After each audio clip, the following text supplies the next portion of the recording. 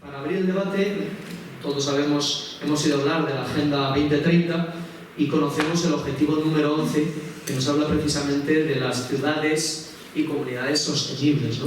Entonces me gustaría, en primer lugar, que me digáis vuestra opinión sobre la agenda urbana y concretamente sobre este objetivo de desarrollo sostenible y cómo la implementación de este objetivo puede conseguir ese fin que hablaba al principio, de conseguir unas ciudades más amables donde podamos soportar las inclemencias del clima pues de una manera un poquito más saludable, ¿no? ¿Quién rompe el hielo? Gumersindo, que tengo a mi derecha.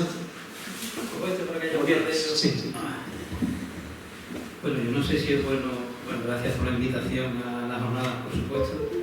Yo no sé si es bueno que abra yo el hilo para hablar de la Agenda 2030, pues yo soy un disidente, uno que hace una enmienda casi a la totalidad del documento, no porque sea ni muchísimo menos un negacionista del cambio climático, como se conoce en esta última etapa, porque ha ido cambiando en función de sus necesidades, y además entiendo que existe, entiendo que tiene origen antropogénico, yo no cuestiono nada de eso. Yo lo que cuestiono es que la innecesariedad de la Agenda 2030, porque al final nos está diciendo desde la ONU nada más y nada menos, por mucho eso tenga que después que implementarse en políticas nacionales a través de distintas agendas, a una competencia tan pura y tan sagrada como debería ser de los ayuntamientos, ¿qué debemos hacer desde la ONU? Nada más y nada menos. A mí me parece una herramienta peligrosa por la ambigüedad que tiene, por los términos que utiliza, por supuesto el concepto de urgencia para hablar del cambio climático no la comparto en absoluto y yo creo que con estos documentos me quedo, porque si no me arranco y no me paráis. Bueno, pues nada, gracias por la invitación, gracias a Arantxa, contactó conmigo y al colegio y a medida que he ido, no estoy haciendo el mayor, pero sí estudiando más, sí que le reconozco un valor también, comparto un poco lo que ha hecho Gumersindo en cuanto a lo genérico que es, ¿no? Claro, es que los ODS pues, es el fin de la pobreza, el fin del hambre, ¿no? Que son cuestiones además que no se nos olviden, después puedes no tener hambre y seguir siendo pobre. Por lo tanto, los ODS podemos criticarlos en su ambigüedad, en sus intereses, su simplicidad, pero si hay un tema que es importante, es que hay algunas cuestiones sobre las que sí que hay cierto consenso y que aquí, por ejemplo, hemos tenido un documento fantástico, es el libro blanco del urbanismo, hecho por, no vamos a citar a nadie, pero por personas de reconocido prestigio en el ámbito del urbanismo en España, que, bueno, pues lo hace una administración, un gobierno, que sea de un lado o del otro, que cuando ve el siguiente se mete en un cajón, ¿no? No hay continuidad a una serie de políticas estructurantes, porque cualquier plan de urbanismo, cualquier localidad, de cualquier municipio, tiene una proyección regional y tiene una proyección autonómica y tiene una proyección nacional, en nuestro caso tiene una proyección europea. Y creo que Naciones Unidas tiene el valor de crear una primera agenda urbana, que después cada país puede implementar o no, en el caso de España se ha hecho la agenda urbana española, y después cada municipio tiene la potestad o no de implementarla, ¿no? Entonces, cuando hay una serie de valores, unos mínimos compartidos por todos, yo lo considero que es muy positivo y he aprendido a valorar este tipo de actuaciones. Voy a poner un ejemplo y termino en corto, ¿no? Que es el protocolo de Kioto, que puede ser el anterior protocolo a esta agenda. 1996. En España se aprueba en 2002, no recuerdo mal, y se implementan las leyes en 2006, 10 años más tarde. Claro, alguien podría decir, joder, pero el protocolo de Kioto, ¿qué tiene que ver con España? En 2006 se cambia el Plan Hidrológico Nacional, el Plan de Educación, se cambian todas las leyes transversalmente con una ley ómnibus que aplica a todas. Eso quiere decir que los niños que empezaron en 2006 en el colegio empezaron a estudiar medio ambiente de otra manera como yo lo estudié. Yo recuerdo estudiándome los insectos de memoria, ¿no? A mí me ponían en fila, tenía que decir quípteros, los ortópteros. Cuando ya no me acordaba me daban un capón y me iba al último de la fila otra vez. Claro, yo mi hijo estudió la naturaleza de otra manera, ¿no? En parte por las directrices del protocolo de Kioto. Quiero decir, han tenido que pasar 20 años, ya tenemos una generación, estos niños de 2006 ahora tienen 18, 19, 20 años, están en la universidad y son cambios que son lentos, pero que yo he aprendido cuando eres más joven. ¿Qué es lo que le pasa a esta chica, a Greta Thunberg, todo ese movimiento? No va a servir para nada, no nos vale nada, ¿no? Porque quieres cambio ahora mismo, lo quieres ya. Y estos cambios de lo que estás hablando tú, eso son cambios que tenemos que mirar de 50 a 50 años, ¿no? Y en ese sentido, yo creo que tiene suave.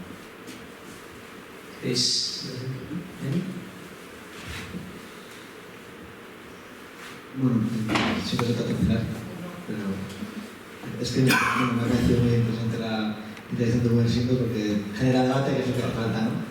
Nosotros hemos adaptado un montón de agendas urbanas, así que me tiene que gustar. Espero que sí. La de Victoria, la de La Coruña, la de muchos lugares, ¿no? Y yo estoy en cierto modo de acuerdo con Miguel Ángel en que, bueno, como urbanista, como arquitecto, al principio empecé estudiando urbanismo en el sentido clásico, ¿no? De aprender a hacer planeamiento, luego me di cuenta que era una herramienta para conseguir algo y entonces fuimos subiendo de nivel, subiendo de complejidad y llegando a hacer planes estratégicos. Y las agendas urbanas se han convertido en planes estratégicos de municipios o de territorios, ¿no? Y la agenda urbana española es un plan estratégico para el Estado.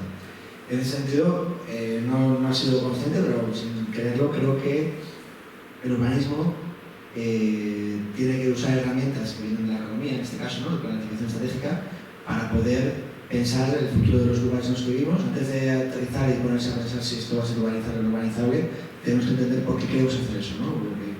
¿Qué hay detrás de esto, ¿no? Hay un pensamiento más complejo por parte de esa sociedad que lo aplica dentro de una serie de acciones que puede ser un programa político, pero si los políticos o los equipos políticos no hacen ese trabajo, habrá que ayudarles mediante planificación estratégica y con esas decisiones después volcarlo en los diferentes planes sectoriales, de los cuales el plan urbanístico es uno. En ese sentido, por hilar con la pregunta, creo que es muy positivo que esos planes estratégicos que se hacen, creo que son positivos que se hagan en todos los territorios, estén marcados o haya unas líneas generales que agrupen a todo el planeta porque somos una sola biosfera, somos un solo ente biológico, ¿no? Todo el planeta, estamos interconectados, nuestros problemas y nuestros errores los pueden pagar personas en otras partes del planeta, en el sentido que hay unos principales valores que se comparten entre todo el planeta, a priori es positivo. Podemos entrar en si la ONU funciona bien o mal, si es este caso o no es este caso, o si todo nada tiene sentido porque China a su aire, pero teóricamente me parece bien en ese sentido, todos seguimos. Y por hilar y responder ¿no? a un poco Gumersindo, me gustaría saber por qué dices que la urgencia que proponen los ODS no tiene sentido, ¿no? A mí me parece que sí que hay cierto sentido de cierta urgencia, porque sí que hay un cambio climático y parece que hace falta algo para enfrentarse a ello, y eso parece urgente. Y probablemente tengas razón en lo que digas, pero no sé por qué lo dices, y me parece positivo conocer ese punto, creo que es un punto de debate muy interesante. Y pues antes de que por alusiones a los Gumersindo, si quieres comentar algo un poco de tu impresión. Sí, buenas tardes, bueno, muchísimas gracias por...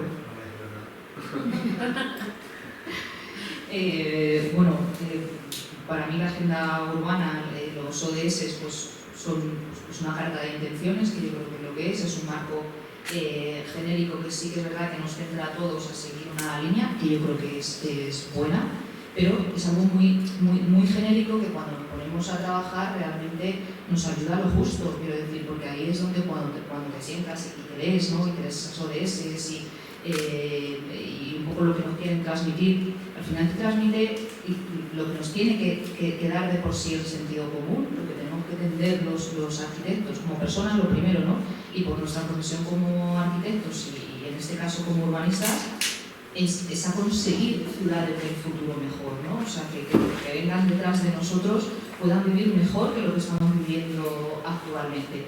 Entonces ahí, pues bueno, nosotros en todos los proyectos siempre hablamos de eso. Ese sí que nos ayuda muchas veces porque en el urbanismo intervienen muchísimos agentes con unos perfiles completamente diferentes, y tener algo ahí, un marco que además es europeo, ¿no? Bueno, todo el mundo habla un poco de esa agenda urbana europea y de la ONU, ¿no? En este caso, y sí que nos ayuda un poco a alinear a todo el mundo y a centrar y a que todo el mundo tenga claro, independientemente de cuál sea su posición dentro de un desarrollo o por sus intereses, a saber que hay algo mínimo que hay que cumplir. Luego lo difícil es buscar esas soluciones, o sea, generar ese urbanismo o crear ese urbanismo que pueda materializar esos principios de la agenda urbana, ¿no? Y de esa ODS. Por supuesto, entiendo que las ciudades, pero no porque nos lo diga la agenda urbana, porque entiendo que tiene que ser así, ¿no? Las ciudades tienen que ser sostenibles, tienen que ser inclusivas, tienen que ser accesibles, tienen que ser, en el fondo, mejores, ¿no? Y yo creo que eso es una cuestión de sentido común y poco más. Que es muy difícil trabajar y decir, bueno, ya tenemos las ODS y con eso ya lo tenemos todo hecho. Pues no, evidentemente no, yo estoy de acuerdo con un versino que es algo totalmente genérico, ¿no? Y que nos genera problemas porque muchas veces nos plantea cómo dar forma a eso. ¿Estamos cumpliendo? ¿No estamos cumpliendo? ¿Podría ser mejor? Porque además tampoco nadie lo sabe, ¿no? Estamos ahí todos avanzando, la sociedad avanza muy deprisa, el urbanismo es muy rígido, es uno de los problemas que para mí, uno de los mayores problemas que tiene el urbanismo, esa rigidez, que ha tenido hasta ahora esa rigidez. Y con el urbanismo tenemos que adelantarnos a esos cambios que nos pasan muchas veces o que nos sobrepasan, ¿no? Y hay que empezar a dar solución, que nos guste más o nos guste menos, pero sí que bueno, por lo menos ahí tenemos un marco que yo creo que nos ayuda a que haya unas líneas básicas que tengamos que cumplir. ¿Qué pasamos con alusiones? Vamos a ver, cuando yo digo que la Agenda 2030 no es necesaria, es sobre todo porque entiendo que lo que nos están diciendo, que lo que nos están contando, aparte de ese lenguaje grandilocuente que empalaga, que ya está difícil de leer, yo entiendo que lo que nos están diciendo ya lo sabíamos hacer los urbanistas. Y si no lo sabíamos hacer los urbanistas, como hemos dicho, y si no nos lo han dejado hacer los urbanistas, es precisamente por lo que estabais comentando antes. Esa gran nube de sectoriales, de normativas que tenemos que cumplir, que nos impide pensar realmente en el diseño urbano, en el día a día de las personas. Yo creo sinceramente que el buen urbanismo está casi creado desde los textos de James Jacobs, de los años 60. Y de ahí hemos ido evolucionando con él, pero que lo sabíamos. Entonces, ¿por qué tiene que venir la Agenda 2030? Aparte de los demás competencias municipales, lo que me preocupa es que no se queda en un solo marco. Lo que me preocupa es que esto se va transponiendo en la legislación. De hecho, en la nueva legislación de Andalucía ya hace referencia al ODS número 11, la primera parte de la ley, las funciones del urbanismo y la del territorio, son casi tan ilegibles y tan empalagosas como la agenda urbana, con la dificultad sobre todo es que esa indefinición, esa grandilocuencia lingüística, lo que termina produciendo es una mala práctica legislativa en la que al final permite a los gobernantes o nos genera una inseguridad jurídica que no creo que sea buena para nosotros. La urgencia. El cambio climático se está produciendo, perfecto. Hay encuestas en las que tú le preguntas, no sé el nombre de la encuesta, lo podría ver, quizás lo tenga anotado por ahí, en la que le preguntan, encuesta a nivel de cuáles son las preocupaciones de las personas del 1 al 20 y el cambio climático empieza a aparecer a lo mejor igual para Greta, es la primera, pero incluso para nosotros vamos a comer, vamos a educar a nuestros niños, vamos a hacer, porque verdaderamente el cambio climático no nos está acechando mañana. Es lo que yo digo que vamos a utilizar las palabras con su nombre y lo que pretende con esa urgencia es forzarnos, porque todo esto para mí subyace, que es una de las cosas que más me preocupa a mí, una subversión del orden humanista, me explico. Si hasta ahora, en todas las decisiones que deberíamos tomar o que deberían tomar los gobernantes o los urbanistas, teníamos que poner en la diana o en el foco a las personas, ahora la naturaleza o el medio ambiente natural nos ha igualado o nos ha sobrepasado. Es decir, el otro día vi una noticia en la prensa, Singapur en Madrid creo que era, en vez de un parque para las personas, decía un sumidero de carbono. Digo, espera, vamos a ver, ¿de verdad estamos en ese mundo? Para mí es una subversión que verdaderamente creo que está, hay grupos, la ideología ecologista tiene, por supuesto, muchos matices. Yo me puedo considerar incluso ecologista en cierta manera, pero no estoy frente a aquellos que dicen que los que sobramos del planeta somos nosotros. Un poco es lo que yo me refería con la urgencia. Y ahora no sé si... Sí, seguimos la boda. Sí, bueno, tampoco querría monopolizar el debate con esto, pero efectivamente lo del lenguaje ampuloso, bueno, sí, puede ser verdad, ¿no? Pero no deja de ser la forma, no el fondo de la cosa, ¿no? El lenguaje ampuloso está en los preámbulos de todas las leyes que yo he legado en mi vida, que son muchísimas. En la del 56, ¿no? Bueno, esa no la he conocido. Yo tampoco. Esa no la he conocido. Pero las que, y no tienen nada que ver, anteriores a los ODS. O sea, que el lenguaje ampuloso de los preámbulos ha estado y está, y seguramente estará, mientras los que las hacen tengan esa intención, que luego, por cierto, en el articulado desaparece. Y por otro lado, que se pone la naturaleza de las personas, no lo sé, seguramente en algún caso sí, pero yo creo que o sea, lo de la elaboración, si esto primero era la forma y no el fondo, los segundos un poco lo mismo. O sea, la elaboración de sumidero de carbono, yo vivo en Madrid y no me he enterado. En cualquier caso, es una anécdota. Yo creo que son compatibles las dos cosas. El urbanismo, por supuesto, decíamos antes de otros países, ¿no? De otros procesos previos, ¿no? de la construcción, de la variable social que siempre tiene que estar detrás del urbanismo, pero la variable ambiental también al mismo tiempo. Para mí es importante la variable cultural, la variable económica y estarás todas ellas, ¿no? Por lo tanto, no veo contradicción entre naturaleza y personas. Entre personas a veces no creo que haya que elegir, no sé, en mi opinión. Se puede compatibilizar las dos y de hecho el urbanismo, lo que tú hablas de sentido común, pues claro, yo hablo mucho de mi abuela, de mis abuelos y de los pueblos de mis abuelos. Yo soy también manchego, mi madre de Calzada de Calatrava y mi padre lo andaba con bicicletas, y yo recuerdo el pueblo de mi, pues como algo de sentido común, ¿no? Del agua, cómo se gestionaba el agua, o el pueblo de Calzada de Calatrava de mis padres, ¿no? O sea, el tema del sentido común es algo que se da por hecho. Y este lenguaje de que bueno, la arquitectura del urbanismo siempre ha tenido sentido común, yo no lo veo. Pero si quieres vamos a un pueblo y que tú elijas a ver esto y lo vemos en sentido común. Yo no lo veo.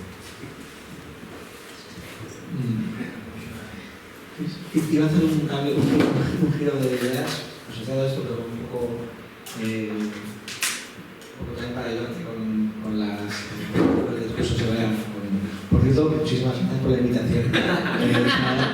Y no, de verdad que es un lujazo que en cualquier lugar se permita poder tener lugares de debate, que la gente pueda venir a tener un debate, seamos 5, 20 o 55, porque esto es muy importante. Si no debatimos, no hablamos, no construimos ideas, nuestras leyes están vacías. Si estuvieran aquí, ¿no? En el estilo de debates. Voy a hacer un par de comentarios. Yo estoy justo escribiendo un artículo sobre el trabajo que hicimos en Albacete y la frase, me ha quedado una frase que me ha gustado mucho, que es como la ciudad, todo lo que llamamos ciudad hace más de 100 años era la ciudad de los 15 minutos, y si no lo era, no era una ciudad. Llamarías, lo que sé, sería no sé lo que sería, pero no era una ciudad.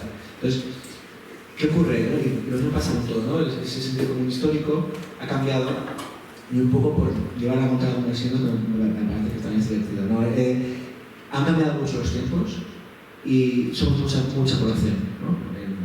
En España tuvo un gran boom, cambió, las ciudades son mucho más grandes de lo que eran, son mucho más complicadas de lo que eran, la población mundial ha llegado a 8 millones de habitantes y eso rompe ciertas lógicas. O sea, lo que era de sentido común igual ya no lo es. O no se parece al sentido común, pero no vale las lógicas de siempre porque vivimos en un mundo muy diferente. Y por darme la contraria a mí mismo, llevar el urbanismo local, el urbanismo, ¿no? español, cuando veo mucha gente, escucho muchas veces, estábamos hablando antes, y me suenan muchas ideas que vienen de la época anterior, ¿no? de nuestro gran crecimiento, ¿no? Entre el año 40 y el año 2006, 2008, España, pues, pegó un subidón, pero esto se ha acabado. El crecimiento, estamos en un declive demográfico, en España no vive más gente ya, no va a vivir más gente. Y nuestra manera de entender la ciudad también es diferente. Entonces, hay algunos proyectos estratégicos que ocupan nuevo suelo, pero no va a ser lo habitual. Lo habitual va a ser que tenemos que mejorar los lugares en los que vivimos. Y esto es un tema clave, y cuando se habla de urbanismo, yo he sido el primero, los urbanizadores nos dan igual. No es lo importante, lo importante es dónde estamos viviendo y es importante que las personas, que la naturaleza, ambos puedan convivir y que ambos son importantes porque sin naturaleza no podemos estar. Y estás de acuerdo con esto. Yo os escucho y me vienen muchas ideas a la cabeza, ¿no? Y algunas de ellas que ya profundizan un poquito más en el objeto del debate, ¿no? Porque cuando leo el Objetivo de Desarrollo Sostenible, que habla de ciudades y comunidades sostenibles, y digo, ¿cómo hacer una ciudad sostenible si nuestra forma de vida no es sostenible? Pues hablamos de la vida de nuestros abuelos, desde luego que era sostenible, ¿no? Porque no había plásticos, no había envases, no comíamos mandarinas de Perú, ni uvas de la China, ni pavo real de Japón. Y por lo tanto, pues bueno, todo era más sencillo, los residuos que se generaban se utilizaban. Claro, otra forma de vida, ¿no? Entonces, progreso versus sostenibilidad podría ser otra pregunta, ¿no? O sea, la sociedad está dispuesta a dar pasos atrás en lo que considera progreso para volver a la sostenibilidad. Pero claro, ahora hablamos de sostenibilidad, pero estamos hablando de paneles solares y poco más, pero eso no nos lleva a ningún lado, ¿no? Estamos hablando, o por lo menos en general la población parece que habla de sostenibilidad y piensa que lo que hay que hacer es poner un panel solar y que ahora le obligan a poner una llavecita en el radiador para no gastar mucho y poco más, ¿entienden? Cuando lo que estamos hablando es algo totalmente distinto, es un enfoque distinto, ¿no? Entonces, claro, ¿cómo aterrizamos esto? ¿Cómo aterrizamos esto para hacer nuestras ciudades mejores? Porque en definitiva, quiero pensar que esa agenda urbana, ese objetivo 11, conseguirá que nuestras ciudades sean mejores. Pero claro, aquí hay otro debate mucho más intenso, que es que, ¿qué debe hacer el urbanismo? ¿Responder a las demandas de la sociedad? ¿O debe arrogarse el papel de reconducir a la sociedad? Es decir, la sociedad hoy demanda una serie de cosas, ¿no? Ahora ha habido una serie de organismos que han dicho, oye, por aquí vamos mal porque estamos agotando recursos, estamos mirando hacia otro lado, echamos los envases en el contenedor amarillo y esos envases acaban en los países del tercer mundo, vamos mal, ¿no? Hay que reconducir esto. Claro, el urbanismo, hasta qué punto puede y cómo puede hacerlo, si es que debe hacerlo, reconducir esa forma de vida que nos lleve a un escenario más sostenible, ¿no? Y por último, que simplemente lo digo pues para dar una lluvia de ideas, lo que me va generando, lo que vais comentando. Por último, claro, hablábamos de superpoblación. Iñaki ha hablado de que hay una cantidad de población enorme en el mundo y acto seguido ha dicho que en España vamos para abajo. Entonces, yo más que superpoblación veo superdesequilibrio, pero incluso a nivel nacional. O sea, ¿cómo es posible que Madrid se haya convertido en un monstruo de 4 millones de habitantes y que en Cuenca, que estamos a 160 kilómetros, tengamos una densidad de población similar a la de Siberia? Entonces, algo estamos haciendo mal. Entonces, a lo mejor hay que una enmienda a la totalidad que pasa por analizar a nivel incluso nacional cuál debe ser la relación del territorio, ¿no? Cuáles deben ser los equilibrios. No que cada uno haga la guerra por su cuenta, ¿no? En cierto modo el municipalismo ha fracasado, pues cada uno ha hecho la guerra por su cuenta, Benidorm ha decidido que quería ser así, Madrid, pues vengan, que me vengan, y a base de escurrir todos los territorios circundantes que han acabado totalmente despoblados, Madrid ha prosperado. Pues fenomenal, Madrid ha prosperado, pero aquí en esta provincia llevamos décadas perdiendo población. Y de la gente que nace en Cuenca, el 70% acaba en Madrid, en Valencia, en Sevilla. No es que no haya oportunidades, es que es la pescadilla que se muerde la cola. Hay unos desequilibrios tremendos. Entonces, para mí no es un problema de superpoblación. De hecho, si tú ves en España la cantidad de suelo que está ocupado por ciudades, y es un porcentaje bajo, en mucho territorio sin ocupar, sin antropizar. Es un problema de desequilibrio que genera unas urbes donde cada vez es más difícil conseguir un urbanismo que atienda a principios bioclimáticos, donde sea agradable vivir, donde sea posible implantar esta ciudad de los 15 minutos, ¿no? Entonces, esos monstruos urbanos, insisto, ¿tenemos que reconducirlo o tenemos que asumir qué es lo que hay e intentar ver cómo ponemos tiritas, ¿no? Para que nos cuesta la vida un poquito? ¿Cómo lo ves?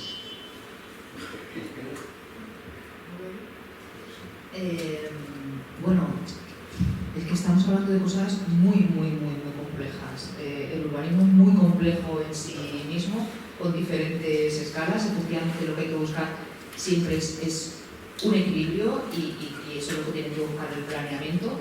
Un equilibrio que, como decía Gumersindo, es un tema ambiental, nos olvidamos de las personas, nunca nos podemos olvidar de las personas, ¿no? Porque al final las personas son las que hacen ciudad. Entonces, por eso un planeamiento a día de hoy estás obligado, ¿no? como redactor a que lleve muchísimos informes sectoriales, porque hay que buscar el equilibrio de todas las partes. Lleva un componente actualmente, un componente muy fuerte ambiental, por supuesto, pero luego hay que buscar esa forma de vivir, ¿no? De las personas, de esos desarrollos nuevos o de esas regeneraciones, como decía Iñaki, que al final es un poco la tendencia, ¿no? Regenerar y rehabilitar todos los cascos urbanos. Claro, a lo que nos pone Rubén ahora, de qué tiene que hacer el urbanismo, bueno, pues el urbanismo muchas veces escapa de los urbanistas, porque al final está en manos de las administraciones públicas, ¿no? Y muchas veces de los políticos o de los legisladores. Yo creo que sería importante trabajar en una ordenación del territorio, que creo que es lo que no tenemos por encima de la escala municipal. Creo que es un elemento que no lo tenemos y creo que ahí está fallando la sociedad, y creo que nos ayudaría, ¿no? O sea, no mirar cada ayuntamiento, cada municipio, que por supuesto cada uno tiene unas peculiaridades y hay que afrontarlo y hay que estudiarlo. Pero sí que deberíamos tener una visión un poco más amplia, pues como comunidades, como comunidades autónomas, como comarcas, que nos ayude un poco a hacer esos planes estratégicos, que ahí Iñaki nos puede hablar un poco más, ¿no? De esos planes estratégicos, de qué tiene que ser un territorio y qué se pueden aportar unos municipios a otros. Yo creo que eso sería, creo que es una asignatura suspensa para la administración, esos planes de ordenación del territorio, que creo que sí que ayudarían. Y luego, bueno, pues tenemos la situación actual que tenemos, con una demanda de la sociedad que es la que es, una sociedad, como he dicho antes, se evoluciona muy rápidamente. El urbanismo, claro, tiene que tener la facultad de adaptarse a las necesidades reales y además anticiparse a las necesidades o a lo que entendemos que van a ser las necesidades futuras, ¿no? Las necesidades de nuestros hijos. Son muy difíciles porque avanzamos muy deprisa, ¿no? Sí que creo que tenemos que tender, además de que sea el urbanismo, las ciudades no sean sostenibles, sean inclusivas, sean accesibles, tenemos que tender a generar un urbanismo muy flexible, o sea, muy flexible que permita adaptarse a esos cambios sociales o generacionales, porque lo que vemos ahora en el trabajo nuestro diario, que muchas veces es un problema, ¿no? Que tenemos unas necesidades que las ciudades no pueden absorber, porque para que las puedan absorber son años de tramitaciones, de modificaciones de planes generales o de planeamientos de desarrollo que, bueno, tienen una serie de dificultades, pero no pueden ser años de tramitaciones. Tenemos que buscar otra figura, otra solución que con el equilibrio de todos los sectoriales se convierta en una herramienta mucho más ágil. Podremos adelantarnos en cierta medida, pero si no, tendremos que ir adaptándonos como sociedad y como urbanistas.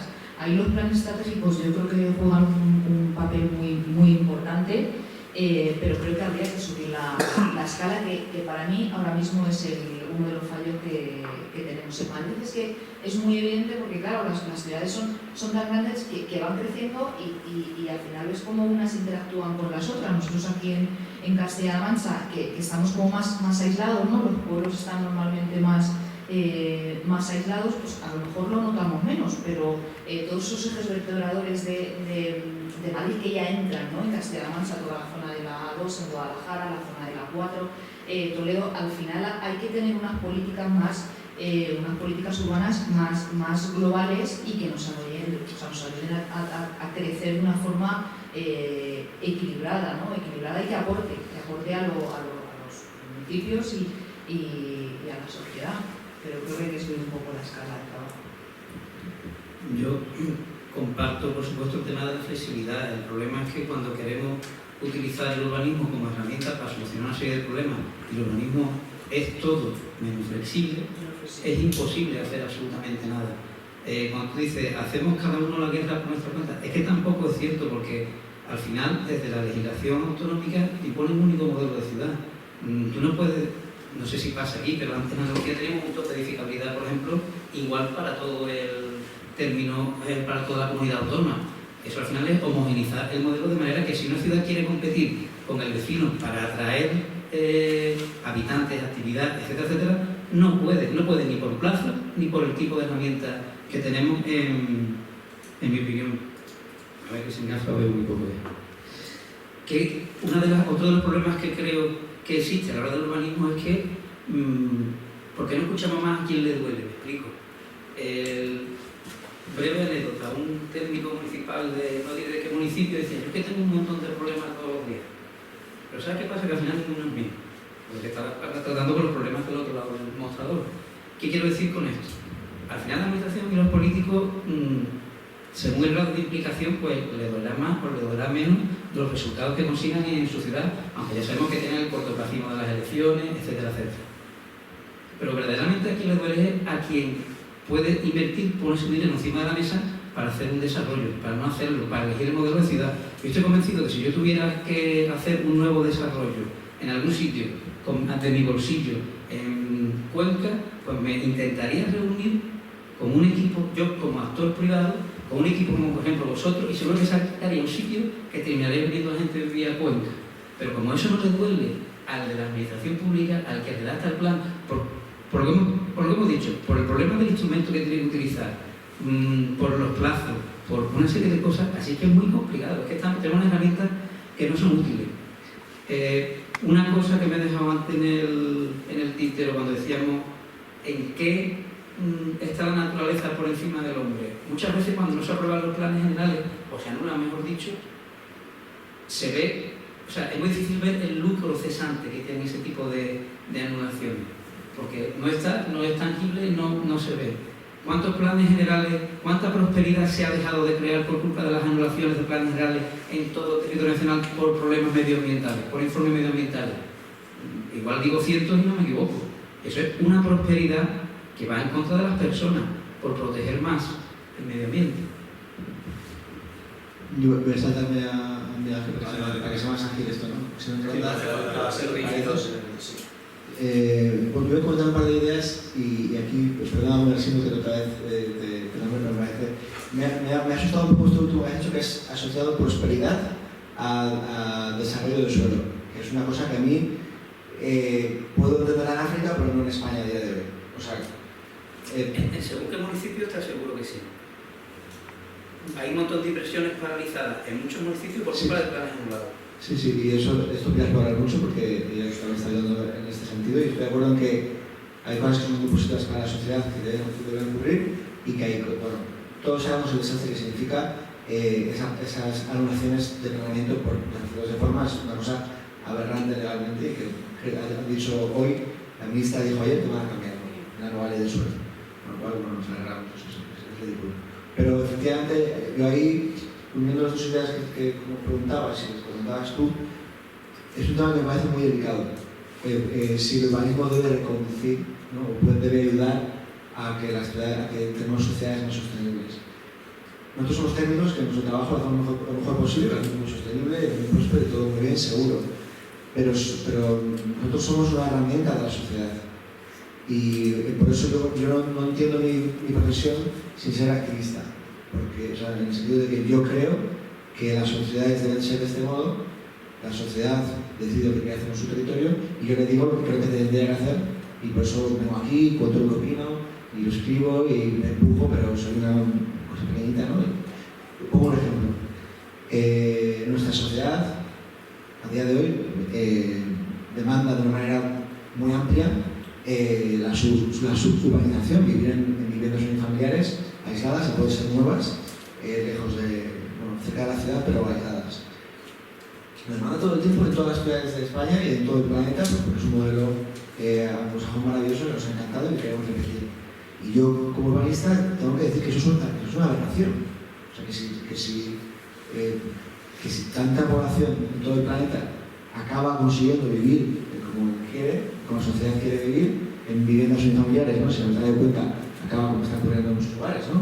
Acaba yéndose, es que aquí en el caso está muy mal, habiéndose un chalecito que está aquí a 20 minutos, pues eso va a significar un coste energético y de forma de vida individualista y tal, que a mí me parece que es una opinión de lo que creo que debe ser, es una opinión ideológica, así son todas, ¿no? Pero creo que es algo que no es negativo. Yo, como urbanista, recomiendo no hacer eso. Y cuando me proponen hacer un plan así, yo no lo hago. Pero es la sociedad la que decide si quiere hacer eso o no. Y el urbanismo no va a decir, no debería decir no hagas eso. Y así ocurre al mismo, que dice no lo hagas, que dice la sociedad, no te dejamos hacer este tipo de planes, está prohibido hacer tal tipo de cosas, pero esto no es bueno para la sociedad. Pero realmente hay una defensa a ultranza por parte de la vida familiar, por mucha parte de la sociedad, y eso se está haciendo en muchos lugares, y cuando no se hace bien, se hace como en Albacete, que hay, ¿cuántos son? 20.000, 30.000, 40.000 casas familiares fuera de la ciudad, que son todas ilegales, o todas no, una dos terceras partes. Entonces, ¿el urbanismo debe decir lo que hace la sociedad? Pues no.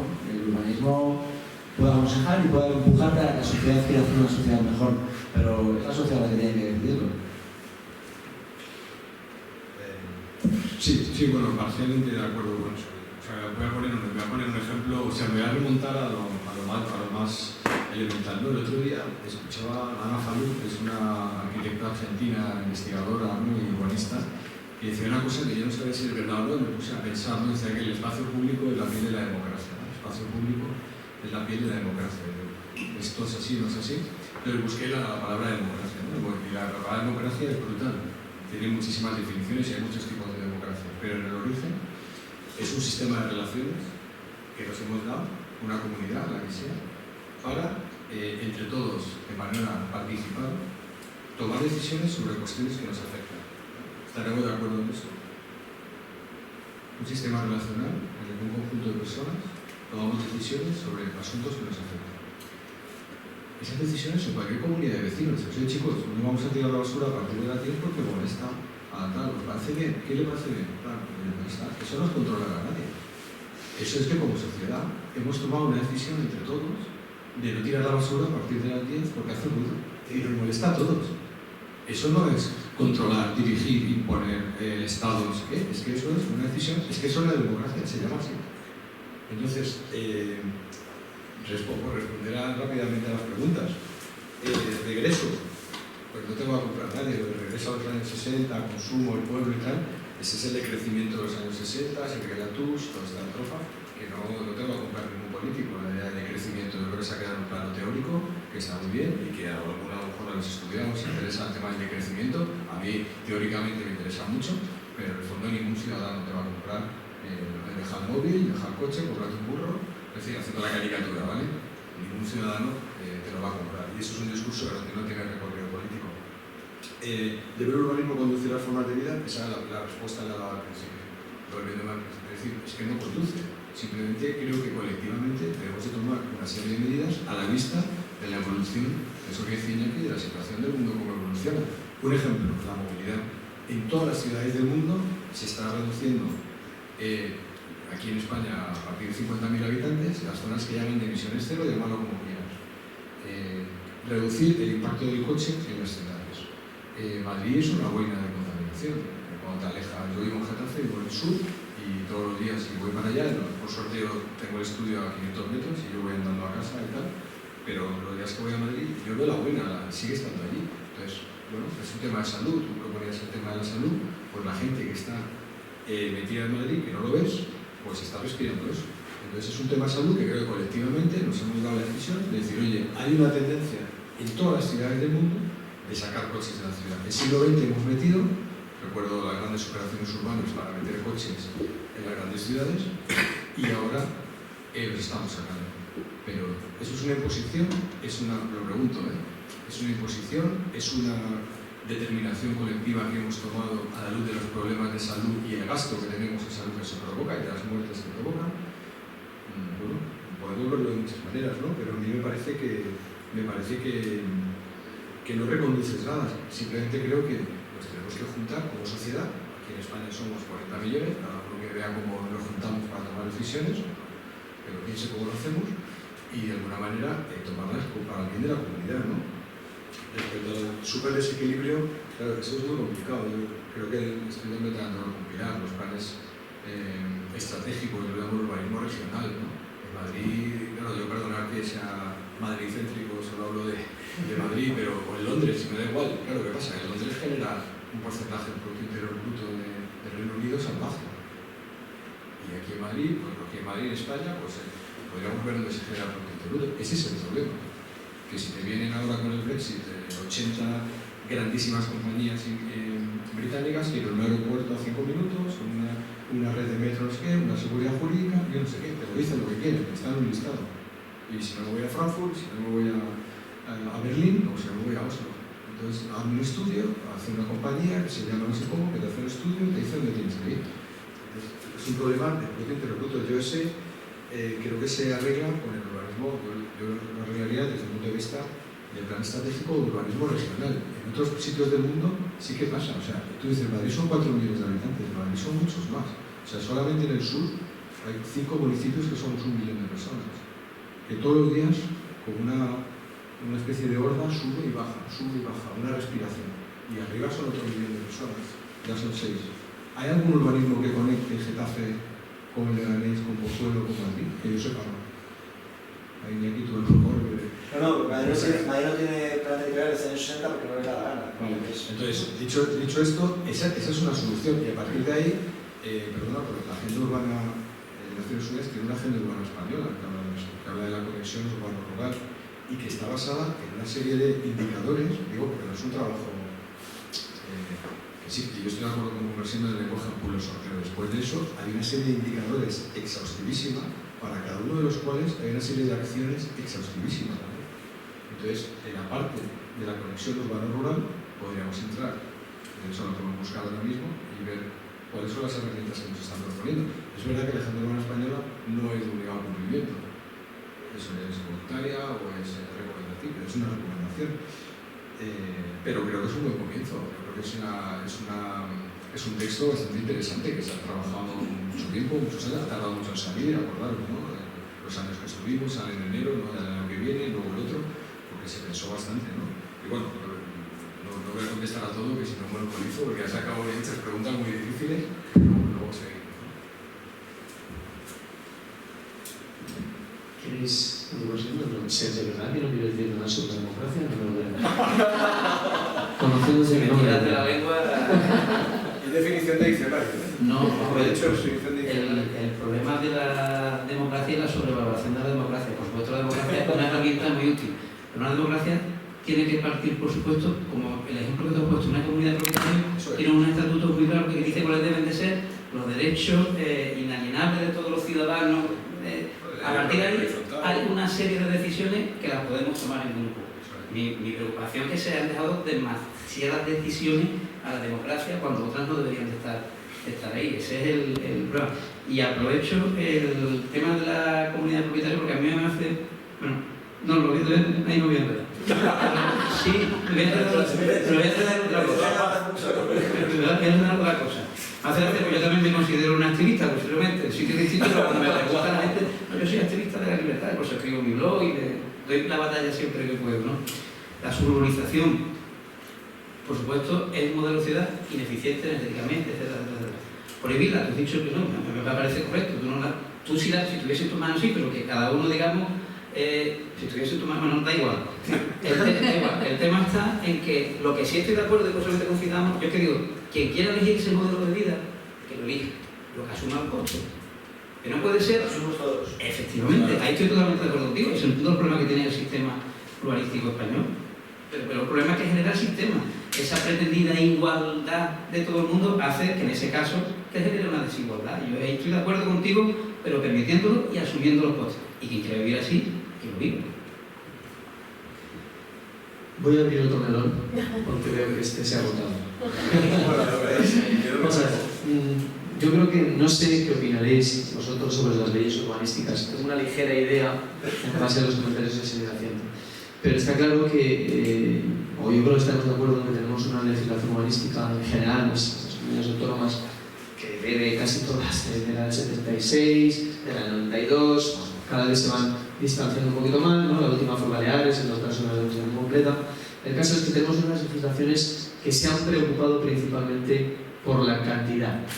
Nos agobian con una cantidad enorme de estándares dotacionales y les preocupa mucho las cantidades de todo, ¿no? La cantidad de zonas verdes, la cantidad de viarios, la cantidad de equipamientos, la cantidad de edificabilidad que materializas, el aprovechamiento que reparte, todo, ¿no? Un agobio tremendo, ¿no? Y me parece que eso nos ha distraído hasta tal punto que ha traído como consecuencia una porquería de ciudades. O sea, las ciudades que se han producido en las últimas décadas, casi ya más de medio siglo en España, son de una calidad urbanística muy baja. Y entre otras cosas, porque no se ha tenido para nada en cuenta el territorio y el clima. Factores bioclimáticos, vientos dominantes, soleamiento, cómo ven las calles para que dé sombra en verano, si la presencia del arbolado, una cantidad de cosas enormes que son fundamentales para la calidad de vida de los ciudadanos y que sin embargo la legislación ha dado de lado por completo. Solo le ha preocupado la cantidad y una especie de obsesión que tenía un motivo, una razón de ser, un momento histórico, de frenar al voraz promotor inmobiliario, ¿no? Para que no fuera todo vivienda, sino también hubiera dotaciones, que por supuesto eso es necesario, es condición necesaria, pero me parece que no es condición suficiente, ¿no? Entonces, cuando tenemos este panorama y las ciudades que ha generado esa legislación son como son, yo pregunto, ¿creéis que la legislación debe dar un paso más y obligar a que las ciudades se piensen desde el punto de vista bioclimático y todos estos objetivos se impongan por imperativo legal? ¿O creéis que es un error estratégico el plantear una cosa como una obligación y lo que debemos hacer es cambiar un poquito el pensamiento social, lo cual evidentemente lleva más tiempo, para que esto acabe siendo una demanda de la sociedad y no una imposición de una ley?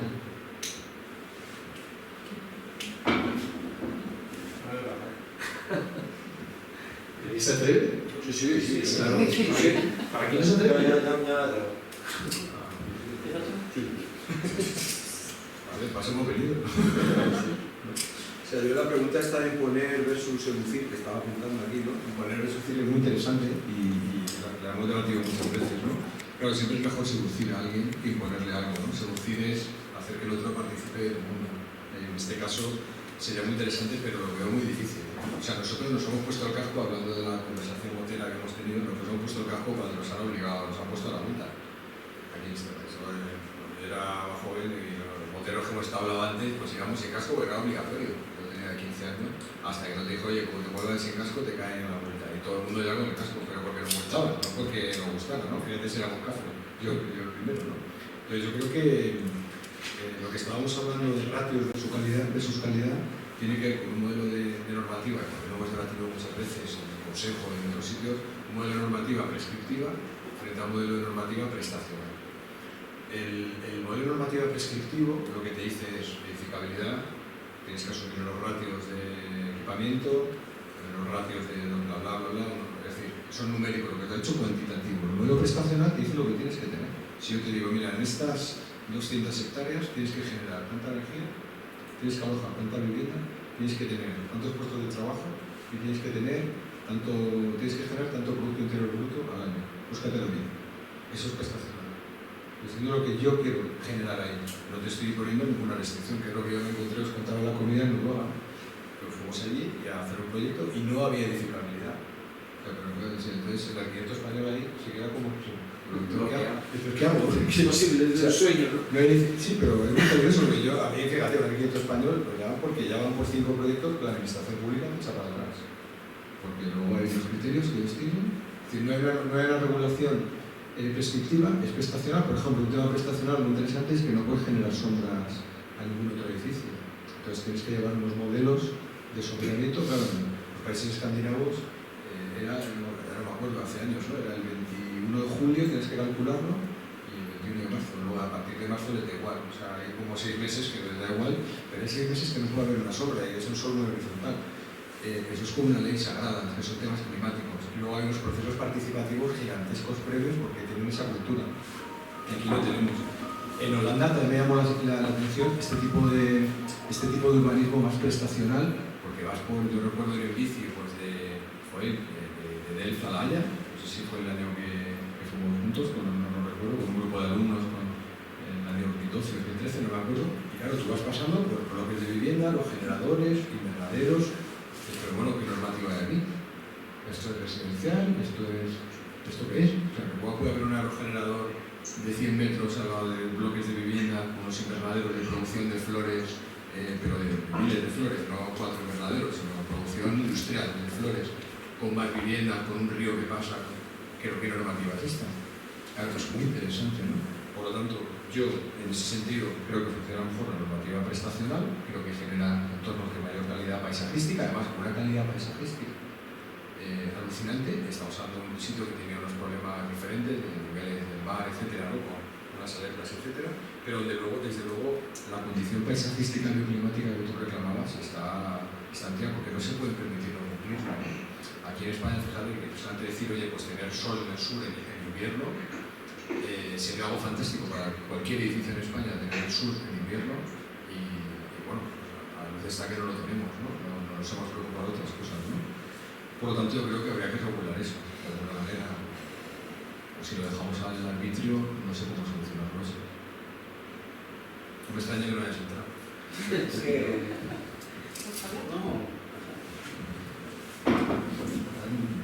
no te voy a decir nada. No sé lo mismo.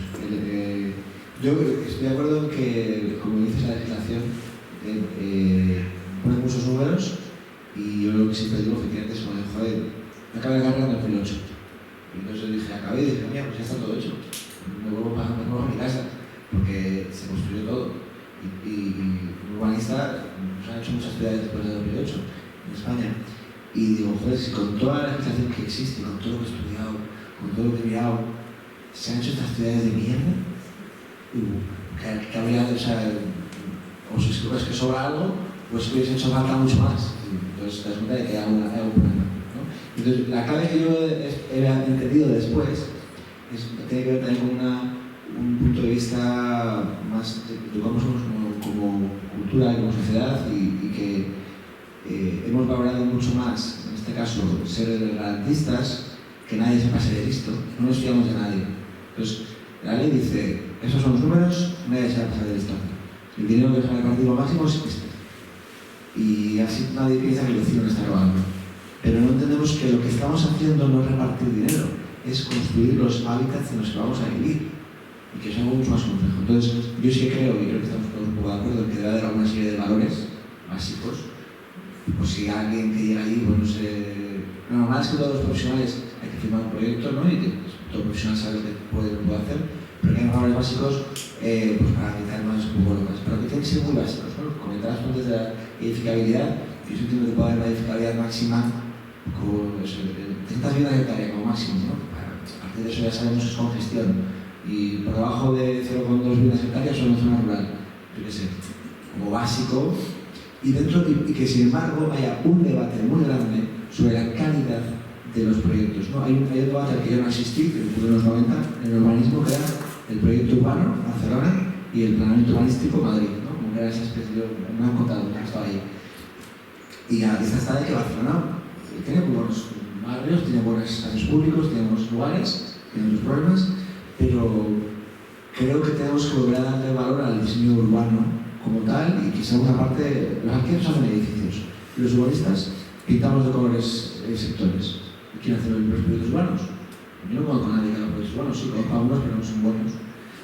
Entonces, ahí hay un problema. ¿Quién va a desarrollar este nuevo sector industrial? Porque bueno, pues hay que buscar al mejor arquitecto para hacer esto. Es que no importa, no le hemos dado importancia. En las escuelas no se estudia diseño urbano, ya. ¿Qué ha pasado ahí? ¿Por qué hemos dejado la importancia a eso? Entonces, yo creo que efectivamente que quitarle mucha, bueno, como decíamos, a cambiar la ley del suelo, se va a aligerar, lo que estábamos hablando antes, se va a aligerar, seguro, tiene que aligerarse. Muchísimo, hay que ser menos garantistas y somos una sociedad más, creo que más madura que hace 30 años, podemos confiar un poco más en nosotros mismos como sociedad, dando valor al diseño urbano.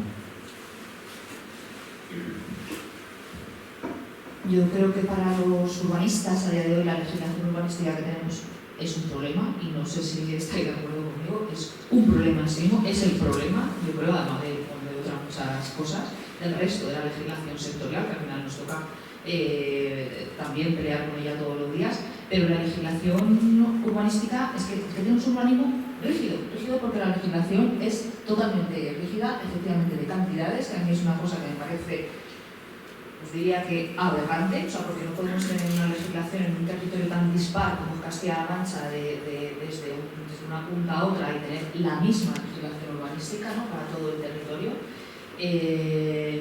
que pesan infinitamente más los estándares urbanísticos que lo que es la realidad urbana de cada territorio.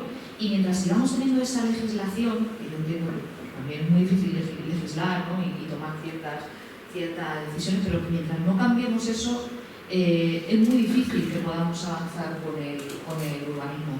En Madrid es todavía más complicado que en Castilla-La Mancha, o sea, la legislación de Madrid es todavía peor, ¿no? O sea, con un plan parcial no puedes modificar una ordenación que te viene impuesta en un plan general. Eso supone una modificación del plan general, son años, o sea, es una cosa que yo a veces que me quedo alucinada, ¿no? O sea, hay cosas que me cuesta hasta concebir, ¿no? O sea, de desarrollos industriales, ¿no? Desarrollos industriales que ya existen, que se aprobó el planeamiento hace años, y que para cambiar un uso de un industrial a un terciario son años de tramitaciones, ¿no? Por ejemplo, en la Comunidad de Madrid, aquí la legislación nuestra para eso es bastante mejor. Cuando son usos que son 100% compatibles, o sea, es que no hay nada que los haga incompatibles, o sea, no puede convivir un invernadero de flores con unos edificios residenciales y con otro tipo de equipamiento. Claro, sí, ¿por qué no? Pero queremos, o hemos querido ser, o la sociedad ha querido ser tan garantista con el urbanismo, yo creo que tan controladora, que ahora tenemos unos problemas, yo creo que de base, de concepto, que para mí creo que va a ser lo difícil, ¿no?, de cambiar. Comentábamos antes de empezar que hace un par de días se aprobó el anteproyecto de la modificación de la ley del suelo estatal, que bueno, ya veremos lo que dice, cuando veamos el texto, ya veremos. Aquí tenemos el ejemplo que tenemos en Castilla-La Mancha con la ley Suma. Aquí alguien se dio cuenta, alguien que, o sea, teníamos claro, ¿no?, los que trabajamos en esto lo teníamos claro. Tenemos en las zonas industriales, tenemos las sesiones, ¿no?, las superficies de zonas verdes y de equipamiento, tenemos vertederos en los polígonos, ¿no?, que pueden ser mejores o peores. Pero tenemos ahí un problema con los estándares y con las sesiones, que alguien, aquí en Castilla-La Mancha, claro, se planteó, bueno, vamos a revisar, ¿no?, ese concepto, porque lo que genera a los ayuntamientos, esos suelos que por obligación hay que ceder, ¿no?, y que tiene que ceder para desarrollo, lo que le supone luego al ayuntamiento no es un beneficio, es un problema, porque hay que mantenerlos, hay que equiparlos, hay que dotarlos, y no se hace porque nadie lo va a disfrutar según estaban concebidos un poco esos desarrollos industriales. Bueno, pues la ley Suma intentó modificarlo aquí en Castilla-La Mancha y el Estado ha dicho, señores, retrocedan y vuelvan a lo que dice la ley estatal, que son los estándares de suelo. Entonces, ahí tenemos un problema que yo creo que es de concepto, y hasta que políticamente y legislativamente eso no se ataje y se tenga claro que hay que cambiar el concepto de la ley, no podremos cambiar el concepto del urbanismo. A día de hoy tenemos que hacer el mejor urbanismo que podamos, ¿no?, con esa medida de sostenibilidad, con esa medida de inclusión, de accesibilidad, pero con una legislación que es rígida, que muchas veces que el urbanismo es más jurídico que técnico, ¿no?, en muchas ocasiones, claro. O sea, que tienes que coger todas las legislaciones y lo primero es, vamos a cumplir la legislación y luego ya vamos a dar forma, ¿no?, a que esto sea lo mejor posible, pero estamos encorsetados. Entonces yo creo que efectivamente la legislación es un problema. Tiene que haber alguien que se dé cuenta y al final como viene en cascada por competencia, pues entiendo que tiene que empujar aquí será el Estado, ¿no?, que tenga que modificar esa legislación estatal, y a partir de ahí pues las comunidades autónomas tendrán que ir adaptándose. Pero yo creo que es un cambio radical el que hay que dar, y también entiendo que no es fácil. Me da un poco de coraje estar de acuerdo con ustedes esta vez. Pero bueno, el urbanismo prestacional, yo lo que siempre he defendido, me lo habéis escuchado otra vez, un lienzo en blanco, es lo que deberíamos de tener. Y ahí es donde verdaderamente florecería el diseño urbano como disciplina, que ha desaparecido totalmente porque somos cumplidores de normas, no somos otra cosa. Ayer comentaba con un estudio de especializado en temas de urbanismo allí en Cádiz. Oye, ¿tú cómo haces para buscar a gente para trabajar en tu equipo? Y dice, imposible, todos están estudiando para probar oposiciones. Todo el que se dedica al urbanismo lo que quiere es sacar una posición en la administración pública. Y se convierten en más aplicadores de normas, más controladores de normas, y totalmente abandonado el diseño urbano. Eso estoy totalmente de acuerdo contigo. Desde el punto de vista de los suelos dotacionales, los estándares que se han pedido en algunos sitios funcionan, pero en otros hay solares en ciudades muy consolidadas en las que hay solares vacíos cuando el suelo está por las nubes. El precio de mercado te dice otra cosa totalmente distinta y son suelos dotacionales que no se le ha dado uso. Yo ahí en su día, en las 1000 alegaciones que he hecho a la legislación andaluza, proponía una de mis barbaridades de decir, vale, estupendo, se lo queda usted a los 4 años, si no lo ha conseguido, que revierta a mí, como ocurre algo parecido a la reversión de la expropiación, que revierta a mí e incluso manténgamelo como uso dotacional. Yo buscaré un dotacional privado. Con las dotaciones privadas también prestan servicios igual que las públicas. Esas son cosas que entiendo que son herramientas que se podía poner en marcha. Pero tú en verdad nos preguntabas por el urbanismo bioclimático. Entonces,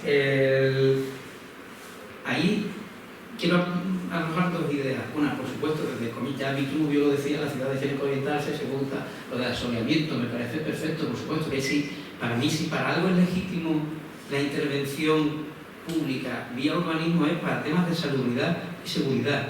Y el tema bioclimático está muy relacionado con la seguridad, por supuesto. Las ciudades que se caminen, muchos espacios verdes, todas esas cosas, por supuesto que sí. El riesgo que creo que están... Hay un libro muy chiquito, igual lo conocéis algunos, os lo recomiendo, se llama Los 7 pecados capitales de los arquitectos. No sé si lo habéis leído, es buenísimo, además se lee en una sentada. Y hay un capítulo que se llama el ecopostureo, creo que es lo que utiliza. Y el problema es que al final, posiblemente, por supuesto, el tema bioclimático, desde Vitruvio podemos remitirnos a toda la arquitectura vernácula, eso debería estar en nuestro ADN. Pero ¿qué ocurre? Que ahora encontramos cajas de cristal con un sello BREEAM de 1000 estrellas en Sevilla. Se dice, aquí hay algo que no termina de cuadrar. Es decir, que estamos intentando solucionar posiblemente esos problemas climáticos con el siguiente paso del diseño urbano, que es la arquitectura. Que la arquitectura también tiene mucha influencia en el diseño urbano. Los bajos de la arquitectura que estemos haciendo influyen una auténtica barbaridad en cómo vivamos las aceras, vivamos las ciudades. Eso tiene un valor que, aunque uno no se dedique al diseño urbano, aunque se dedique exclusivamente a la arquitectura, debería tener esas nociones, porque se aporta muchísimo. Yo en eso creo que estamos todos totalmente de acuerdo. Bioclimatismo, cambio climático, vuelvo a retomarlo. Me parece bien. De hecho, hay ciudades entiendo que bajo su mejor criterio, como Nueva York o Miami, que tienen planificados diques para adaptarse a las posibles subidas de nivel del mar. En Cuenca eso no nos preocupa, en Castilla-La Mancha entiendo que no preocupa, pero sí entiendo que ese tipo de ciudades pues sí se preocupan por el problema del nivel del mar. Es más, me comentaban en un documental que vi que en Miami hay una zona que está relativamente degradada, Little Haití creo que se llamaba, que había subido una barbaridad el precio metro cuadrado porque estaba elevado 1,5 o 2,1 metros sobre el nivel del mar y la gente empieza a valorar eso frente a las posibles subidas. Eso entiendo que tiene que tenerlo en cuenta el urbanismo cuando realmente exista ese riesgo, pues ahí hay que ser, no es una urgencia, pero sí hay que irlo preveyendo, eso estoy de acuerdo.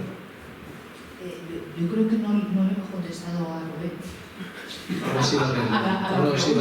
A la pregunta que nos ha hecho realmente, que es que si consideramos que todas esas medidas de sostenibilidad, ¿no? Tienen que imponerse, ¿no? Que es un poco lo que he entendido, que si consideramos que tienen que imponerse desde la legislación. Yo, claro, esto es una opinión personal, creo que sería contraproducente. Creo que a día de hoy se está trabajando cada vez mejor. Creo que hay muchos agentes ya de todo tipo convencidos de que esa tiene que ser la tendencia y ese tiene que ser el futuro. Porque creo que cuando las cosas se imponen, pierden un poco. ¿Tenemos? No, claro, pero lo que hemos dicho antes, ¿no? Una legislación que tenemos muy rígida. sostenibilidad, pero nadie nos obliga a esa medida de sostenibilidad que intentamos, ¿no? Intentamos que tengan los proyectos, ¿no? Que muchas veces sean el alma de los proyectos porque es fundamental. Es lo único que a día de hoy todavía no nos imponen, ¿no? O sea, desde las administraciones ya, por ejemplo, todo el tema de agua, de ser recuperar todas las aguas pluviales, esa política, ¿no? Que hacemos con esa recuperación del agua, los cauces y tal. Bueno, eso ya las confederaciones como un detalle, pues van poniéndolas en todos los informes y tal. Bueno, pues que sabemos que hacia eso hay que tender, pero luego el tema de estrategias energéticas, ecológicas, ahí todavía nadie nos obliga a, señores, esto tiene que ser así. Ahí tenemos la agenda urbana, una serie de parámetros que entendemos que hay que hacer por colaborar, yo creo, ¿no? con ese marco, pero todavía no lo imponen. Y creo que hasta que no nos lo impongan, la cosa funcionará mejor que cuando empiecen a imponernos, porque volveremos otra vez a los estándares. Tenemos que generar tanta energía por tantos metros, y ya ahí entraremos en algo que al final a todos yo creo que nos incomoda y que muchas veces no nos deja crear con libertad, porque también es verdad que cada territorio y cada desarrollo es un mundo. Es que nosotros todos los proyectos ahora mismo que tenemos en el estudio, y claro, muchos son parecidos porque simplemente a lo mejor porque por el uso global son parecidos, pero no tienen nada que ver, porque el entorno no tiene nada que ver. Entonces, en cada sitio intentamos potenciar lo que tiene ese entorno. En el momento que esto no lo impongan por legislación, lo que tenemos que hacer, pues al final se desvirtuará, ¿no? Y será todo igual, ¿no? Y no tiene nada que ver. Yo, en principio, todo lo que sea imposición ya me produce cierto rechazo de entrada. Igual que digo que el urbanismo sí, en ese ámbito de la seguridad sí me parece que es una decisiones que tiene que tomar las administraciones públicas. En el ámbito de la edificación, yo pienso primero que tenemos unos estándares bastante elevados ya.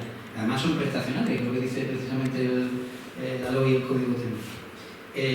Lo que me preocupa de todo esto es que no nos olvidemos que todas estas decisiones, no me gusta utilizar la palabra sostenible porque me parece que está demasiado manida y hay que darle un contenido muy exacto. Todas estas decisiones van encareciendo la vivienda, van encareciendo las edificaciones. Si vamos encareciendo cosas, ¿qué quiere decir? Que al final es menos accesible. Vamos contra ese tan cacareado principio constitucional del derecho a la vivienda accesible, etcétera, etcétera, etcétera.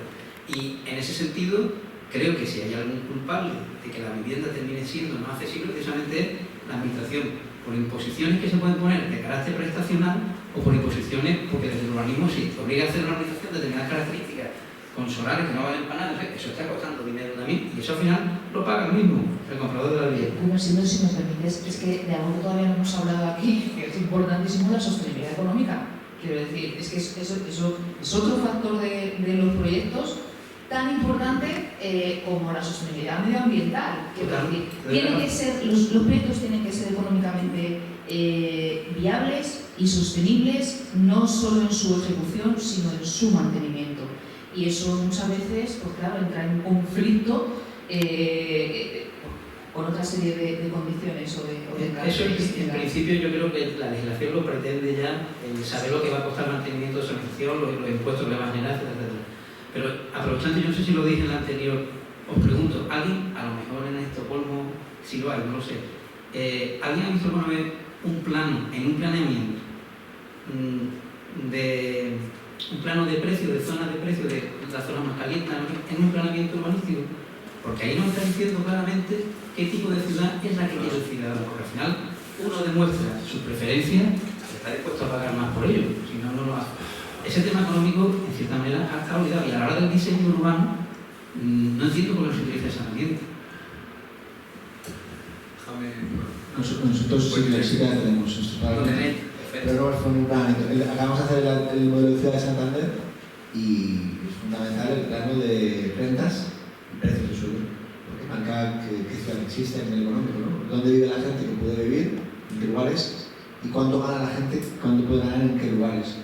Y te habla de la desigualdad de la ciudad y te habla de muchas cosas. Entonces es un plano que te ayuda a tomar muchas decisiones. Es verdad que el planeamiento urbanístico, como comentabas tú antes, pues le ha faltado esencia, ¿no?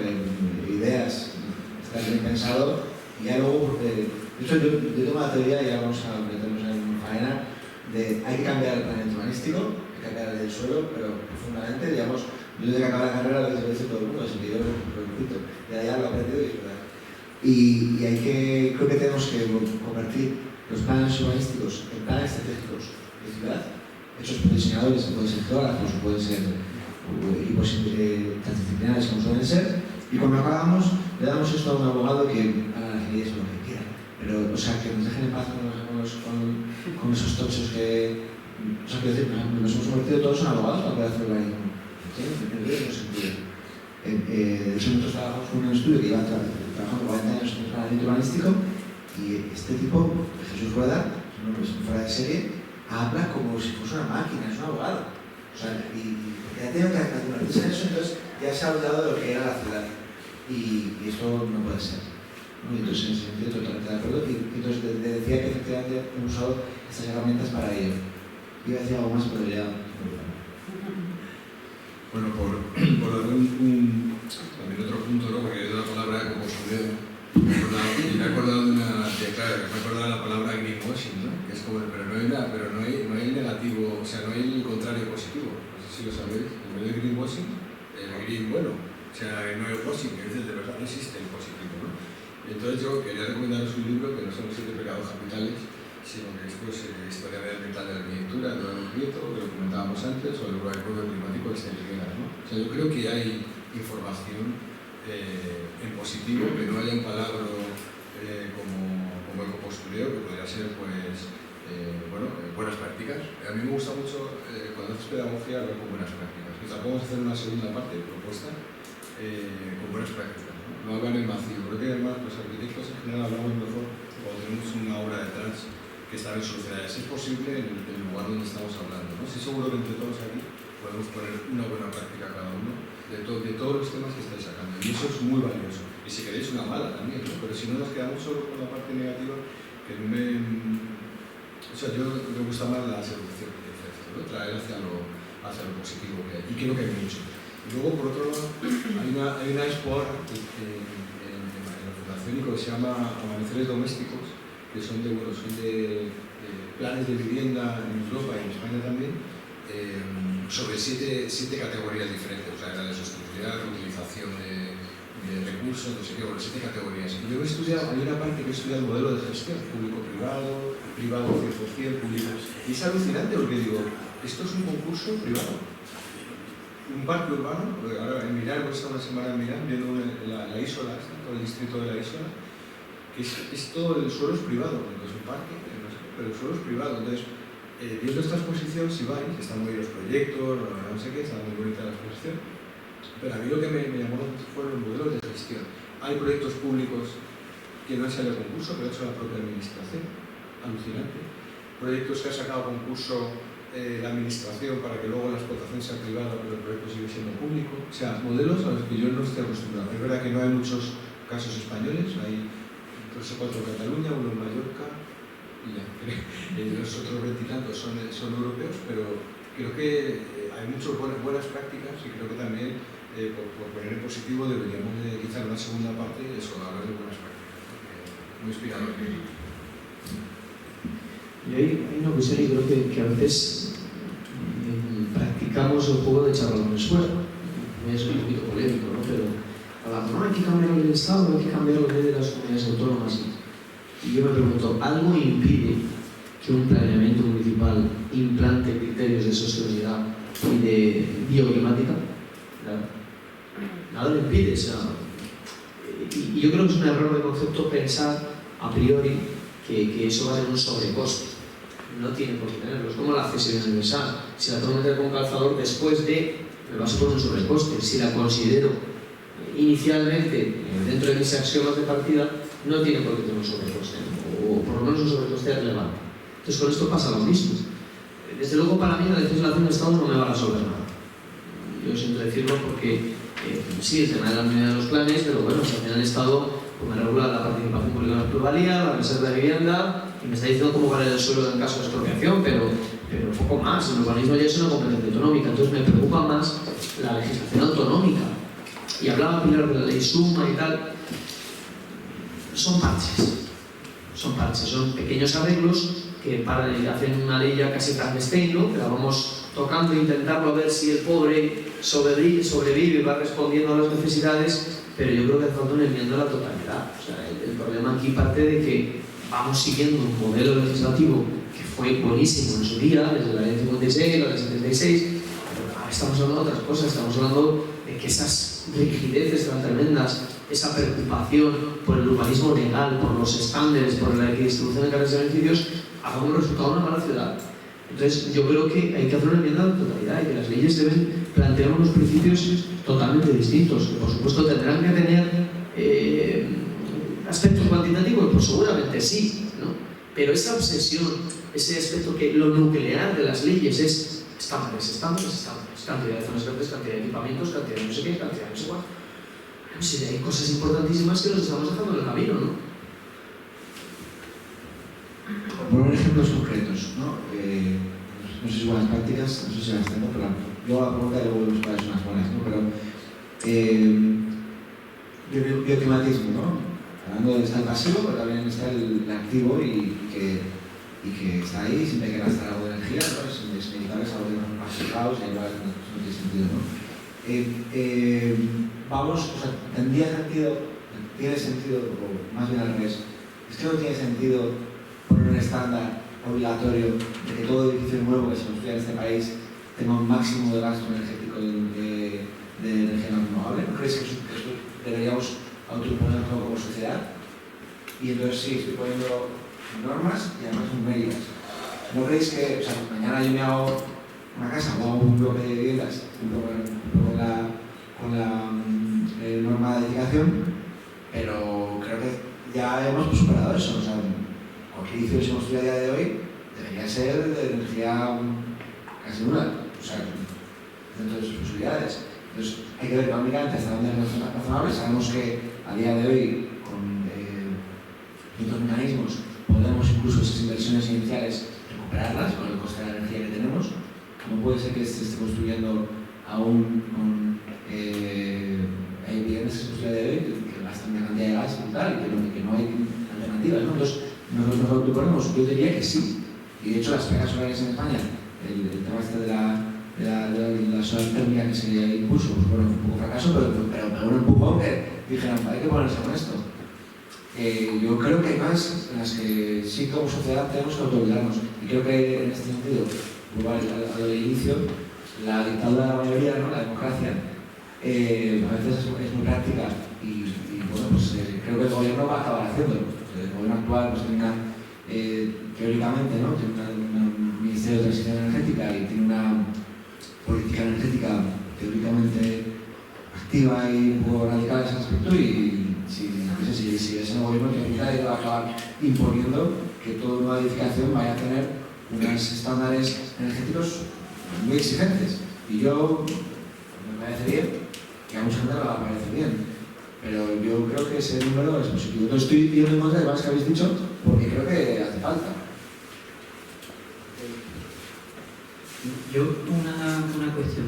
Nosotros, los clientes de viviendas unifamiliares, van por encima de los estándares que te pide la ley, ya están más sensibilizados. Pero es cierto que no tienen el problema económico que tiene cuando nosotros hacemos una promoción en el mes de cooperativa, pues ponemos las placas termosolares, siempre funcionamos con fachadas ventiladas, aislamos sobre todo acústicamente, porque para mí el verdadero lujo muchas veces no escuchar al vecino, no tener un gradito más, un gradito menos, pero bueno. Aislamos por encima de lo de... Y yo siempre cuento la misma anécdota. Uno de los primeros libros que yo me compré en el 92 se llamaba La Casa Natural. Y estoy deseando desde entonces conseguir un cliente que me cargue la separación de agua gris para la utilización, y no tengo narices, y eso son autopromotores. Porque al final, desgraciadamente, el límite económico es lo que da. En una vivienda unifamiliar, el metro cuadrado se puede ir en torno a los 300, 400 euros más metro cuadrado. Eso es un pastón. Eso es un pastón. Pero vamos a ver, permitidme, queridos amigos, que redirija un poco la cosa. Porque aquí estamos hablando de muchas cosas, pero yo no he oído ni una sola propuesta de cómo debemos adaptar las ciudades para que sean más amables frente a los extremos del clima.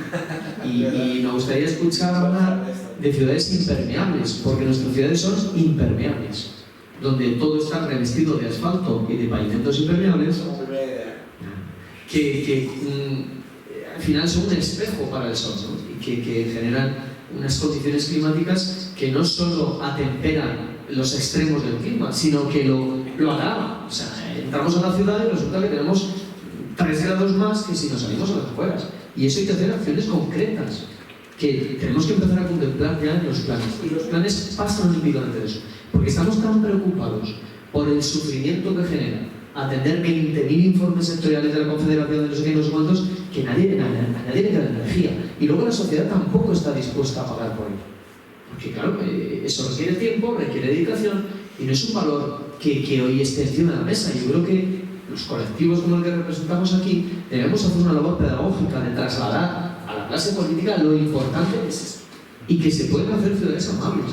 Y que puedes conseguir ciudades donde las zonas verdes no sean un parque que luego nadie visita, porque resulta que la gente está en su urbanización privada con piscina y ya no ves niños por los parques, lo cual es una pena, sino que a lo mejor tenemos que plantear otros tipos de... ¿Alguien tiene el micrófono activado en casa? Por favor, apagadlos. Por favor, en... Sí, silencio. Bueno, y sin embargo, a lo mejor tenemos que empezar a plantear zonas verdes como corredores que sirvan, por ejemplo, para captar el agua de lluvia en exceso y que eso genere un atemperamiento de la temperatura. Es decir, puede haber propuestas concretas, ¿no? Y yo creo que las ciudades tienen que plantearlas. Y ya que la ley no va a hablar de eso, por lo menos de momento, hablemos nosotros de eso. Hablemos nosotros de esas cuestiones, ¿no?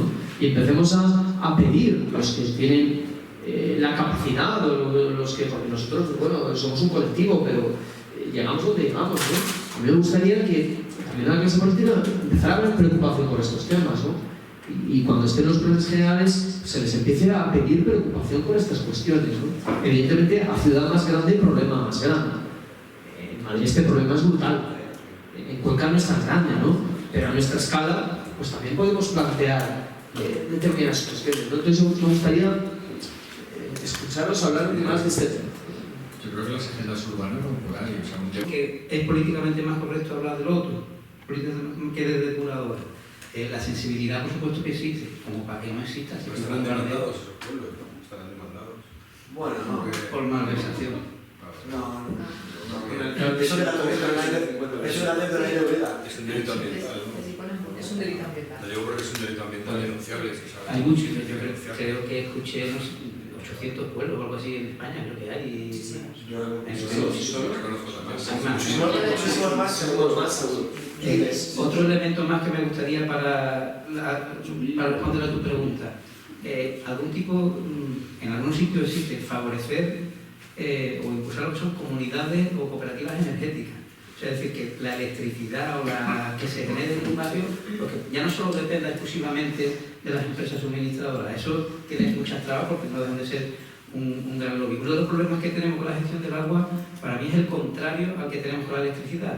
La electricidad es muy cara por muchas decisiones políticas medioambientales y el agua es muy barata por decisiones políticas por subsidiarla.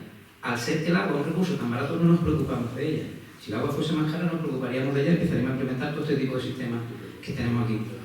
Y aunque no lo creéis relacionado con tu pregunta, es que para mí el eslabón perdido, ya se ha oído varias veces en el debate, es el diseño urbano. Tenemos el urbanista y tenemos el arquitecto. Pero lo que yo reivindico es la figura del diseño urbano. Y es el que se tiene que preocupar y manejar toda esta paleta de herramientas. El planificador coge, además posiblemente sea un despacho distinto al que ejecute. En el proyecto de urbanización es donde tiene que estar implicado, por supuesto, el diseñador urbano junto con el promotor. Y los promotores, yo que pertenezco a una asociación de promotores, os aseguro que son los primeros interesados.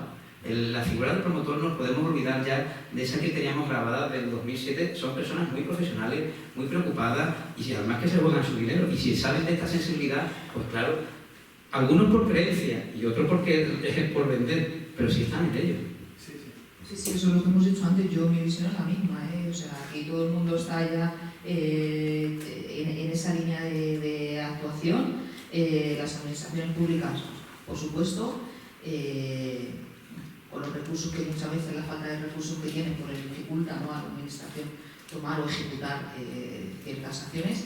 Pero yo creo que en la vida privada, efectivamente, la visión de lo que era el promotor a lo que es actualmente ha cambiado completamente, y creo que a día de hoy yo puedo decir que tengo la gran suerte de trabajar con clientes, ¿no?, con promotores muy profesionales que lo que quieren es, bueno, pues que el urbanismo sea lo mejor posible y que los proyectos que vienen después pues igualmente sean lo mejor posible. Pero yo creo que todo el mundo está muy concienciado.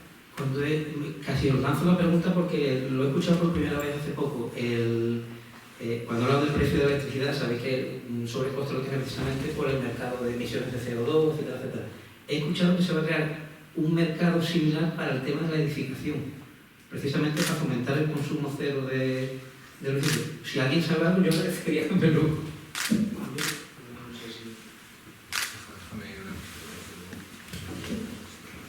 Yo no conozco esa... Ojalá, pero también suena complicado. Iba a decir simplemente que como estamos en el colegio de arquitectos, reivindicar lo que tú estabas comentando, que los proyectos de urbanización lo hacen ingenieros. Pero no es que hay un proyecto que diseña un arquitecto y el ingeniero trabajan juntos, el ingeniero, ¿no? La mayoría de los que estoy viendo lo hacen ingeniería directamente, con toda su voluntad. De hecho, hay muy buenos ingenieros, pero pues hay algunas cosas que no las manejan. Y ahora ahí tenemos que reivindicarnos. No porque queramos, sino que creo que es mejor para el proyecto urbano y para las ciudades. Y arquitectos paisajistas que no son arquitectos, y ingenieros forestales, ingenieros agrónomos, trabajando también en proyectos de urbanización, porque ayudan a que estos proyectos tengan esas capacidades de enfrentarse al cambio climático. No, simplemente quería apuntar una cosa de la hibridación que decías tú antes, ¿no? Que es un ejemplo de una buena práctica, quizá radical, pero que creo que quizás un instrumento que podemos utilizar la administración. Yo no sé, lo pregunto, ¿no? Los pilotos, ¿no? Bueno, esto nos habrá, vamos a hacer un piloto a ver qué tal funciona, ¿no? Luego sí que podemos hablar del urbanismo táctico, como el urbanismo provisional o la prueba y el error. El problema que tiene el urbanismo es que a veces cuando lo terminas está a 20 años, han pasado 20 años, entonces digo, no, si yo lo hice para los niños, es una de mi niño. Entonces, ¿y ahora qué hacemos con...? O sea, el urbanismo quizá tendría que tener como dos velocidades, una de prueba y error y otra quizá más de largo recorrido. Entonces, el tema de los pilotos, el urbanismo táctico, son herramientas que nos pueden ayudar. Pero hay un ejemplo en Copenhague que es la depuradora de residuos, ¿no? que es una montaña para esquiar, ¿no? Lo explicaban no sino desde el punto de vista urbanismo. Dijeron, tenemos las áreas verdes, las áreas azules de tal, las áreas amarillas de residencial y las zonas que pintamos de gris, que son las depuradoras, lo que no queremos ver.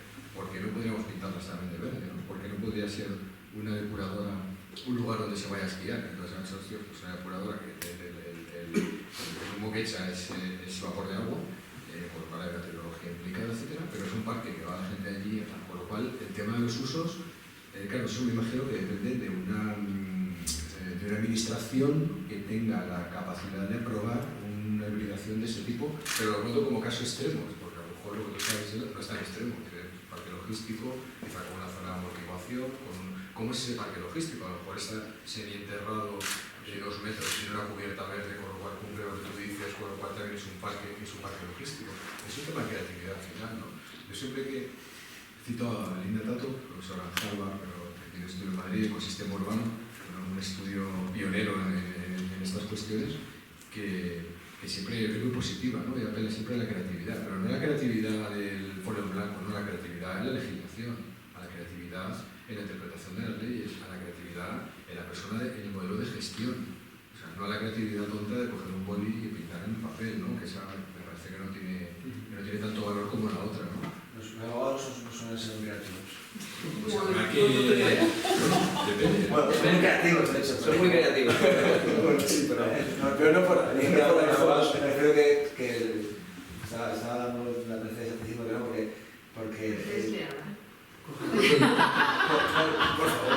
porque es que la mezcla de usos, o sea, hacer algo realmente la mezcla de usos en una sola manzana, en este país es, no sé, Lo que estoy planteando es, ni más ni menos, volver a lo que eran las ciudades de hace 50 años, no es otra cosa. Es decir, la zonificación se empezó a implantar en los años 60. Hasta entonces, la mezcla de usos era la identidad de la ciudad española. No había problemas, ¿eh? También había problemas, evidentemente. Tenemos el cerdo con la vaca, con el tal. Eso había que pulirlo. Pero una cosa es pulirlo, otra cosa es la enmienda a la totalidad, ¿no? Que ahora resulta que no. Entonces, es decir, hay muchas cosas que ya están inventadas. Es que yo me sorprendo a mí mismo cuando me escucho hablar. Digo, pero si lo que estoy hablando es de la ciudad y de los pueblos de los años 50. Muchas de las cosas de las que estamos hablando, de la recuperación del agua, bueno, pues si tampoco es... O sea, nos tenemos que dar cuenta ahora, ¿no?, de lo que estamos planteando sobre la... Bueno, con el parque Sirvión y tal. Pero claro, son proyectos donde yo estoy contigo. El ayuntamiento tiene mucho poder. O sea, en Vitoria hay una mesa donde se sientan unos más señores de las que estamos aquí y decir, oye, vamos a hacer cuál es el modelo ambiental de nuestra ciudad y con qué objetivos, ¿no? Porque antes que eso, tú has nombrado más o menos los objetivos. Uno es evitar el efecto isla de calor de varias maneras, ¿no? Y ahí podríamos ya con ese objetivo, si quieres, podemos hablar de varias soluciones, ¿no? Otro objetivo sería la reducción y el calmado del tráfico. Y ahí podríamos, si ese es un objetivo para tu ciudad, podríamos ver cuáles son las estrategias que podríamos seguir. Pero yo creo que eso, claro, yo creo que esto depende mucho del contexto. Yo eso creo que sí que hay una intención en las grandes ciudades de integrar estas soluciones poco a poco, que no es fácil, porque venimos de una ciudad muy dura, ¿no? Fíjate los años 90, las plazas duras que se hicieron, porque para meter coches tenías que hacer parking, para hacer parkings tenías que hacer plazas duras. En Madrid tenemos ejemplos a cascoporro, lo que pasa es que ahora tenemos un problema. La propia Puerta del Sol ahora se está renovando, una polémica salvaje porque no hay árboles. Pero esto cómo puede ser, ¿no? Es que es imposible porque abajo hay un parking, ¿no? Bueno, pues algo se podrá hacer, ¿no? Porque yo creo que, sin embargo, y retomo con lo que decía el que me parece muy interesante, yo sí que creo que la gente empieza a demandar en general, y claro, esto es mi perspectiva particular del ambiente donde yo estoy, igual que la opinión de todos nosotros está muy mediatizada por el lugar donde venimos y el ambiente en el que trabajamos, pero yo sí creo que hay clientes que cada vez me demandan eso. O sea, yo creo que la sociedad en general está bastante alineada con esto. Y luego el precio, el coste de repercusión de una obra, yo no creo que sea necesario. O sea, en mi experiencia, estoy construyendo ahora 3 edificios, unos estándares bastante altos. Una depuradora de aguas cuesta, en el volumen, 2.000 euros para depurar aguas residuales, aguas pluviales, pero, o sea, no estamos hablando de un edificio de 3 millones de euros. A lo mejor es un 3%, lo que cuesta hacer la diferencia, pues yo lo tengo bastante tasado, depende del estándar que le quieras. Passive House, un poco más caro, pero si no es passive, quiere decir que es un estándar de recuperación de aguas, reutilización del espacio público donde estás trabajando, aislamientos importantes, estanqueidad al aire, carpinterías buenas, etc. No estamos hablando más de un 3, un 4, un 5%. Un proyecto de 2 millones de euros, pues calcular el impacto que tiene, ¿no? Yo creo que si no se hace es porque no hay voluntad, porque el cliente no lo quiere. Es verdad que yo trabajo con clientes públicos que están obligados a pedir eso. Quizá el cliente privado, claro, ahí me pilláis porque no tengo tantos clientes privados, pero es que yo vienen a mí precisamente pidiendo eso, ¿no? Y por lo tanto, a lo mejor no soy yo el más que conoce mejor el sector privado, pero desde luego, la parte que yo me muevo es que solo podemos hacer eso, ¿no? Y desde luego, lo que no tiene sentido, termino, y enlaza con el urbanismo, es hacer un edificio de consumo ya no casi nulo, sino consumo nulo, que yo me tengo que ir a trabajar 40 kilómetros todos los días. El tema de la ciudad flexible que decíais, híbrida, que tiene un programa complejo, que desde Holanda, el invernadero, el generador, las viviendas, claro. Y yo me encuentro, el Getafe donde vivo está altamente sectorizado. Zona residencial, zona industrial, zona comercial, zona no sé qué, y tienes que coger el coche para todo. Yo creo que eso es una dinámica que va a ir revirtiendo en el futuro. Para eso, pues a lo mejor polígonos industriales tienen que empezar a asumir funciones híbridas, polígonos de vivienda tienen que empezar a integrar usos mixtos, y eso es un cambio que exige una mentalidad bastante avanzada. Es un cambio conceptual, que era lo que hablábamos antes. O sea, la legislación tiene que responder a ese cambio que es profundo, porque yo creo que es un cambio conceptual. Los urbanistas a día de hoy tenemos que hacer el esfuerzo de, con lo que tenemos y las herramientas que tenemos, intentar hacerlo lo mejor posible. Para mí muy importante es el territorio, quiero decir, que cada proyecto nos demande unas necesidades concretas, ¿no? Nosotros nos enfrentamos con un proyecto bastante complejo, con unas cuestiones sociales, ambientales, unas cuestiones arqueológicas, ¿no? Un proyecto en el que estamos trabajando, que llevamos tiempo trabajando, pues ahí lo que hay que hacer es escuchar. Quiero decir, lo primero que tenemos que hacer es escuchar a la sociedad, porque aquí los arquitectos trabajamos en dos escalas que yo creo que son bastante diferentes, ¿no? De concepto. Una es esa escala de rehabilitación y regeneración urbana, ¿no? Que decía Iñaki, pues hay que entrar, ¿no? O lo que decía ahora Miguel, hay que entrar y analizar esa ciudad dura a la que estamos acostumbrados y ver cómo la podemos mejorar, que yo creo que es muy difícil. Y luego, donde sí podemos actuar con más facilidad, ¿no? Es en esos nuevos desarrollos, que ahí sí, bueno, tenemos más flexibilidad, ¿no? A la hora de trabajar. Pero lo primero que hay que hacer es escuchar a la sociedad, saber exactamente qué necesidades. Entonces, ahora en un proyecto lo que estamos haciendo es intentar, en proyectos, nosotros trabajamos mucho con desarrollos industriales, ¿no? Y efectivamente la sociedad yo creo que ya está mentalizada, o sea, nuestros clientes, el 90% son privados, ¿no? Estamos en el otro lado propuesta Miguel Ángel, y todo el mundo yo creo que está mentalizado, ¿no? O sea, los grandes fondos de inversión, los grandes promotores, los medianos, lo que quieren es generar dentro de la parte de ciudad que les toca, ¿no? Y la que están interesados en desarrollar, que sea lo mejor posible, ¿no? Ahí tenemos certificaciones LEED, certificaciones BREEAM, que nos ayudan un poco porque bueno, nos definen un poco una serie de estándares, pero para mí lo principal es escuchar. En este proyecto que os digo, que es muy pionero en muchas cosas, vamos a intentar que la biodiversidad conviva con la urbanización en un desarrollo industrial, que hasta ahora, bueno, que nos damos una vuelta por los polígonos industriales que tenemos, ¿no?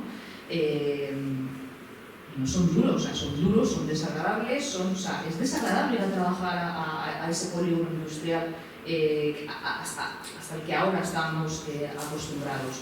Pues hay que sentarse con los psicologistas, con las asociaciones, con los arqueólogos, con la gente, ¿no? de la ciudad, de los pueblos, y ellos son los que te dicen, no, es que no queremos que esto se desarrolle. Bueno, es que va a haber que desarrollarlo, porque aquí hay unos agentes, hay unas empresas, unas compañías que han invertido, porque esto es un suelo urbanizable, y es muy difícil que ahora alguien diga, señores, esto no se va a desarrollar, ¿no? Porque ahí hay unos intereses económicos que lógicamente no sería muy difícil retroceder, ¿no? Entonces, con la realidad que tenemos, que es que este suelo hay que desarrollarlo, vamos a intentar hacer el mejor proyecto posible, ¿no? Pues en ese caso, con los primeros que nos sentamos, fue con las asociaciones ecologistas, ¿no? Y te proponen cosas que dices, Dios mío, si es que llevan toda la razón del mundo, es que tienen todo el sentido común del mundo, y es muy sencillo de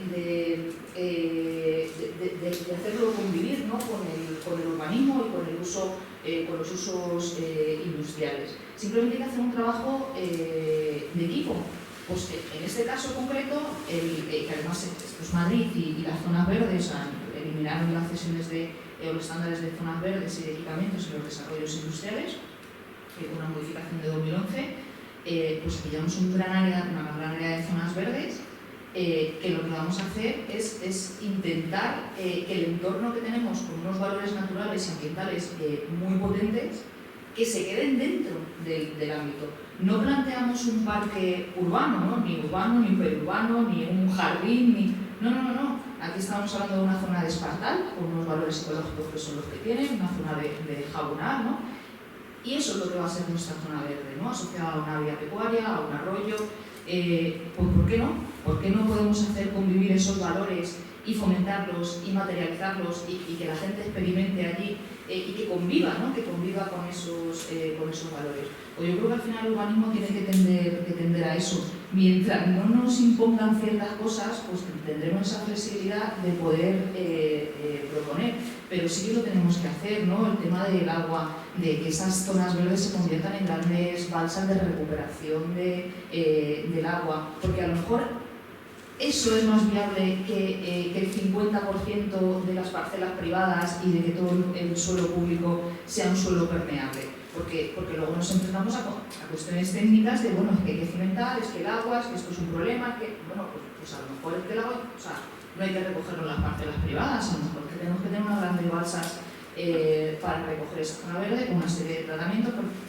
Todo eso que al final creo que todo el mundo ya está muy mentalizado, ¿no? Es algo que tenemos que entender y creo que son acciones a veces que llevan un sobrecoste enorme si queremos una infraestructura por las características de los proyectos, pero hay otras actuaciones que suponen un coste menor, ¿no? Como en el caso de la edificación, que yo creo que es más un tema de voluntad, de concepto, que lo que es el coste económico. Aquí muchas veces luchamos, pues eso, un poco con la normativa, ya con los ayuntamientos, con las normativas municipales. Bueno, esto es lo que dice la normativa, pero es que entendemos que esto no es lo óptimo, o sea, que lo óptimo es esto, no porque le interesa al promotor, porque entendemos que para la sociedad, para la ciudad, es mucho mejor, y ahí es donde tenemos un poco esos enfrentamientos que nos generan un poco de problema y que al final hacen los proyectos o los desarrollos peores. Yo soy muy defensora de esos espacios híbridos que hasta ahora eran como, claro, estamos ahora mismo o hasta ahora estamos en el escenario opuesto, ¿no? Todo está sectorizado y todo está separado y que los usos sean compatibles, ya hay veces, o sea, que a la gente como que le chirría, ¿no? Bueno, pues que hay muchos usos que pueden convivir. ¿Por qué no puede convivir una gran plataforma logística con un desarrollo residencial asociado? Pues ¿por qué no? Porque a lo mejor va a mejorar la calidad de vida de todos los usuarios, tanto de los residentes como de los trabajadores. Con un uso terciario, pues a eso yo creo que es lo que tenemos que tender, pero al final es un cambio conceptual que yo creo que va a costar, y al final está en nuestra mano, porque ahora mismo los únicos que podemos ir dando pasitos para conseguirlo somos nosotros. Yo creo que la legislación vendrá después. Yo me voy a trabajar en el aire acondicionado porque ahora que yo creo que no sé si vos a decir algo más o solo iba a decir un inciso una cosa, no simplemente que no te preguntan, que no hacemos en caso. Sí, no, que efectivamente les has preguntado sobre medidas de mitigación, ¿no? Tanto de adaptación al cambio climático, de cómo tenemos que adaptarnos para esos momentos que vienen, y creo que, como ya habéis dicho, todos estamos en el camino, o sea, todos sabemos cómo se va a hacer, cómo se tiene que hacer. Y en este caso, pues nosotros cuando hemos trabajado sobre la ciudad existente, es nuestra especialidad de trabajo sobre la ciudad de generación y rehabilitación. Pues en el caso de Albacete, en el Ensanche Albacete, la propuesta era naturalmente, el Ensanche Albacete es una losa de hormigón con una densidad de 200 libras por hectárea brutal, o sea, un bloque brutal, y lo que proponíamos era en todo rincón y hueco posible abrir una zanja en el suelo y plantar los árboles. Y sobre que la gestión del agua eficiente, mayor suelo permeable y más árboles, creo que es algo sencillo, son pautas básicas y vamos a ir implantándolas, pero tienen un coste. Yo soy vitoriano, tenemos esa suerte, y en Vitoria, en un momento dado, pues, en el sentido ambiental, no me entendáis más, solo en ese. Hubo un momento un señor que se empeñó en hacer una nieve verde sin que nadie se enterase, y de repente los políticos dijeron: mira, tenemos una joya. O sea que no hubo tampoco una cuestión realmente circunstancial y una suerte, y lo raro es que no se hubiese dado cuenta más gente de que aquello era importante. Cuando hablamos, claro, ciudad, clima y bienestar, es verdad, o sea, a la pregunta que lanzabas de pues si la normativa debería, a ver hasta qué punto se tiene que imponer como norma, pues esa vuelta a la atención al diseño urbano, a la calidad del espacio público, bueno, todo lo que estás comentando. A mí me pasa, fíjate que yo trabajo en la administración y ella no, y yo oigo eso de las escalofríos. O sea, que huyo de que todo lo intentemos convertir en norma. Me da mucho miedo, sobre todo porque efectivamente, no voy a repetir lo que has dicho, porque luego es cierto que luego cada caso te pide una solución distinta, y es encorsetarlo, y además luego le da pie a los compañeros jurídicos a que te discutan y te hagan la Pascua, ¿no? Entonces, es un tema ya muy, creo que a veces hablamos también de decisiones a una escala ya que no es la del plan general, ¿no? Ni siquiera del plan de desarrollo, ¿verdad? Que es el plan de urbanización, del proyecto de urbanización, ¿no? Porque al final el ciudadano que va a la escala esa que decimos, de que pues lo que le interesa es un poco la planta baja y poco más, ¿no? no es tan difícil. O sea, que yo creo que lo que hay que ir más es a un tema pues, muy importante, pues, de sensibilización, gestión municipal, participación ciudadana, que los ciudadanos, es que yo pienso que muchas veces no saben ni que podrían tener unas ciudades un poquito más amables. No son ni siquiera, nosotros somos una masa ahí, los en general, iba a decir los españoles. Sí, de qué calor hace en esta ciudad, ¿no? Qué Que no sé calor, muy bien pero- por qué ni qué puede hacer para... Pero sí, o sea, y entonces yo creo que y los arquitectos hemos perdido, efectivamente hemos perdido mucho territorio ahí, con los ingenieros. Bueno, yo eso soy muy defensora, lo sepáis aquí como arquitecta, soy súper defensora. Creo que el planeamiento, y eso lo defiendo en todos los foros, la cabeza de un planeamiento urbanístico tiene que ser un arquitecto. Sí, Tampoco concibo. pero del proyecto de obra de peatonalización de una calle de una ciudad como Albacete pasa y no lo ha sido, y se nota. Claro, yo de hecho, ¿Sabes qué se nota? Cuando son las ingenieras de cambio, No sé, sí, madre mía, yo no sé quién está escuchando ahora mismo, pero bueno, pero son ingenieros de camino no al ayuntamiento. A ver, Entonces, ¿qué pasa? Que sí, que vale, pero que efectivamente, o sea, que todo lo que dices es totalmente como planeado, o sea, como... Sí, nos han pero quedado los abogados, que no los sí, ingenieros. bueno, esa parte, no, y es esa parte y ya solo la intervención que quería cuando hablabais del tema de proyectos piloto, que sea tan interesante, ¿no? Que la administración pues se lanzara, ¿no? Para eso hace falta, claro, encontrarte con políticos que de verdad sean valientes, que tengan una formación importante desde el punto de vista de la gobernanza, de todo, de lo que estamos hablando y de verdad. Y luego el problema que luego encuentras es una barrera infranqueable con los funcionarios, claramente. Porque digo ya a nivel funcionario, porque lo que estábamos comentando antes, a lo mejor sí que a nivel de lo que son voluntades de política, de dirección generales o consejeros y demás, pero luego chocas. Y entonces a mí me está pasando, por ejemplo, hace 2 semanas, y ya cierro con esto, que resulta que si tú, el plan parcial de un polígono industrial, si va con un PAU, pues lo supervisa un servicio que está formado, que la jefa es una jurista y nos reunimos solo con 2 jurídicas. O sea, el ayuntamiento iba con su plan parcial de la ampliación del polígono y con 2 jurídicas. Es como hablarte, o sea, como estar hablando uno de no sé cómo, pues eso, intentar entenderse en 2 idiomas bastante distintos, pero ellos tienen el peso de la norma. No, es que el límite del polígono tiene, no sé, es que los límites lo dice la ley, no te puedes ajustar a parcelas a los límites de propiedad. Todo eso porque estamos intentando hacer que el remate fuera un camino que existe, con una zona que tenía el arbolado, que te sería súper bien desde la carretera, comentar. No, ¿cómo va a ser esta forma así curva del camino? Y tú dices... Bueno, que separa 5 centímetros de camino. Que lo digo por el tema de la sensibilidad, de poder intentar lanzar soluciones un poquito por lo que estaba comentando ella, que ella, pero luego llegas y te empiezas a pelear. Bueno, es una labor de gestión de recursos humanos, ¿vale? Yo lo que hago digo, bueno, ¿a qué te dedicas? A gestionar recursos humanos. Ya, pero claro. Porque al final hay que ir convenciendo a todo el mundo y ir sumando, ¿no? Y que todo el mundo considere que aporta tanto lo que es la empresa como lo que es la sociedad, ¿no? Y todas sus asociaciones, que es muy fácil trabajar con las asociaciones porque están más organizados, y luego la administración. Pero efectivamente es que llegamos, nos encontramos con los funcionarios y que para ellos, yo lo entiendo, ¿no? Yo trabajo con la administración pública y yo me pongo en este lado y lo fácil es cogerse una norma y decir esto cumple esto no, esto cumple esto no, esto cumple esto no. Cuando te aportan o te presentan algo que es novedoso en algún aspecto, es como que ya te incomoda, ¿no? O sea, sí, y yo creo que por eso yo diría o sea, la normativa, por supuesto, tiene que tener unos principios básicos, inspiradores, todo lo que estamos hablando ya, pero luego deberíamos ya ir a otro nivel, a otra escala y luego también a intentar potenciar muchas intervenciones muy fáciles, de muy pequeña, de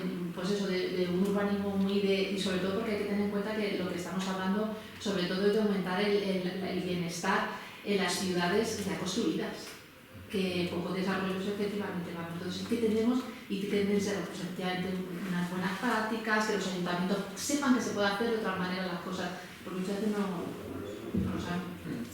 A veces lo saben y no quieren. Y a veces lo saben y no quieren.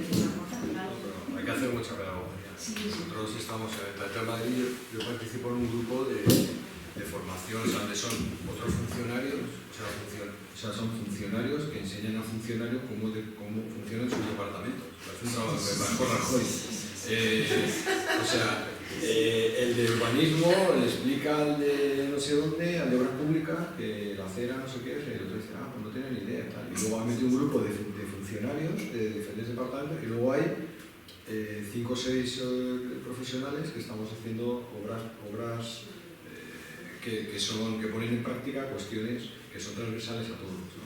Pero claro, es que dependes de medio ambiente, dependes de urbanismo, dependes de obras públicas, dependes de las basuras, en el caso es una biblioteca, de pronto que son bibliotecas públicas que son otra gente, descargo, de cultura, descargo, es un follón, y lo que pasa es que además no saben cada uno de los problemas del otro. Entonces, venga, pues patios de colegios, digo ejemplos concretos, patios de colegios, queremos que son unas verdes estupendas, que además que por la tarde no se cierra a las 5, sino que se puede disfrutar. ¿Cómo se puede hacer? Vamos a hacer un piloto con el colegio no sé qué, en la calle no sé qué, tal cual. Te hace un piloto, pero ese piloto luego se cuenta a todos los funcionarios. Y hay alguno que levanta la mano, pues a mí no me parece bien por el mantenimiento, tal cual, pues se apunta. Y hay un conflicto, porque al final lo que es de todos es conflictivo. Siempre va a haber alguien que... Sí, pero si hay unas soluciones enriquecedoras. Hay unos debates, a eso me refería con los pilotos, o sea, son pequeñísimos proyectos que, ojo, que te pueden abrir una puerta luego. En este caso yo quiero recordar que en los patios de los colegios como tema, ¿vale? Renaturalización, había cosas de género, de cómo lo usan los niños, cómo lo usan las niñas, tratar de equilibrar, ¿no? Había cuestiones muy diversas y había unos planes de función que algunos funcionarios me parecían muy bien, otros muy mal, pero al menos había un conocimiento compartido de varios colegios públicos, equipamientos públicos, tipo de bibliotecas, centros culturales y algunas cenas escolares, cosas de estas. Me refería a esas cosas pequeñas, ¿no? Y luego las normas están para cambiarlas. O sea, es decir, si hay una norma que impide hacer una cosa que es razonable, que se puede llegar a un consenso, pues se puede hacer un plan, no sé qué, ya sabéis que esto no controlo, un plan parcial, no sé qué, un plan especial, para introducir un cambio. Hace falta voluntad política, y se ha hecho. Hay unas prácticas de planes especiales que se han hecho, contémoslas y hagamos pedagogía de la administración. ¿Qué es lento? Es lento. O sea, no es para mañana.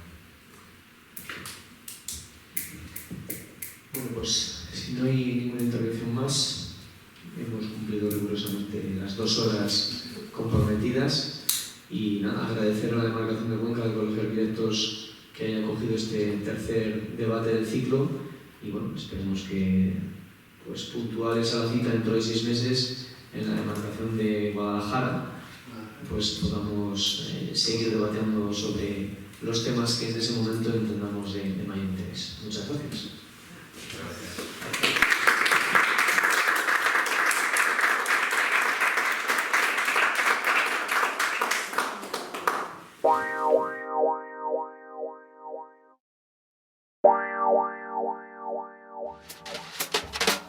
Wow.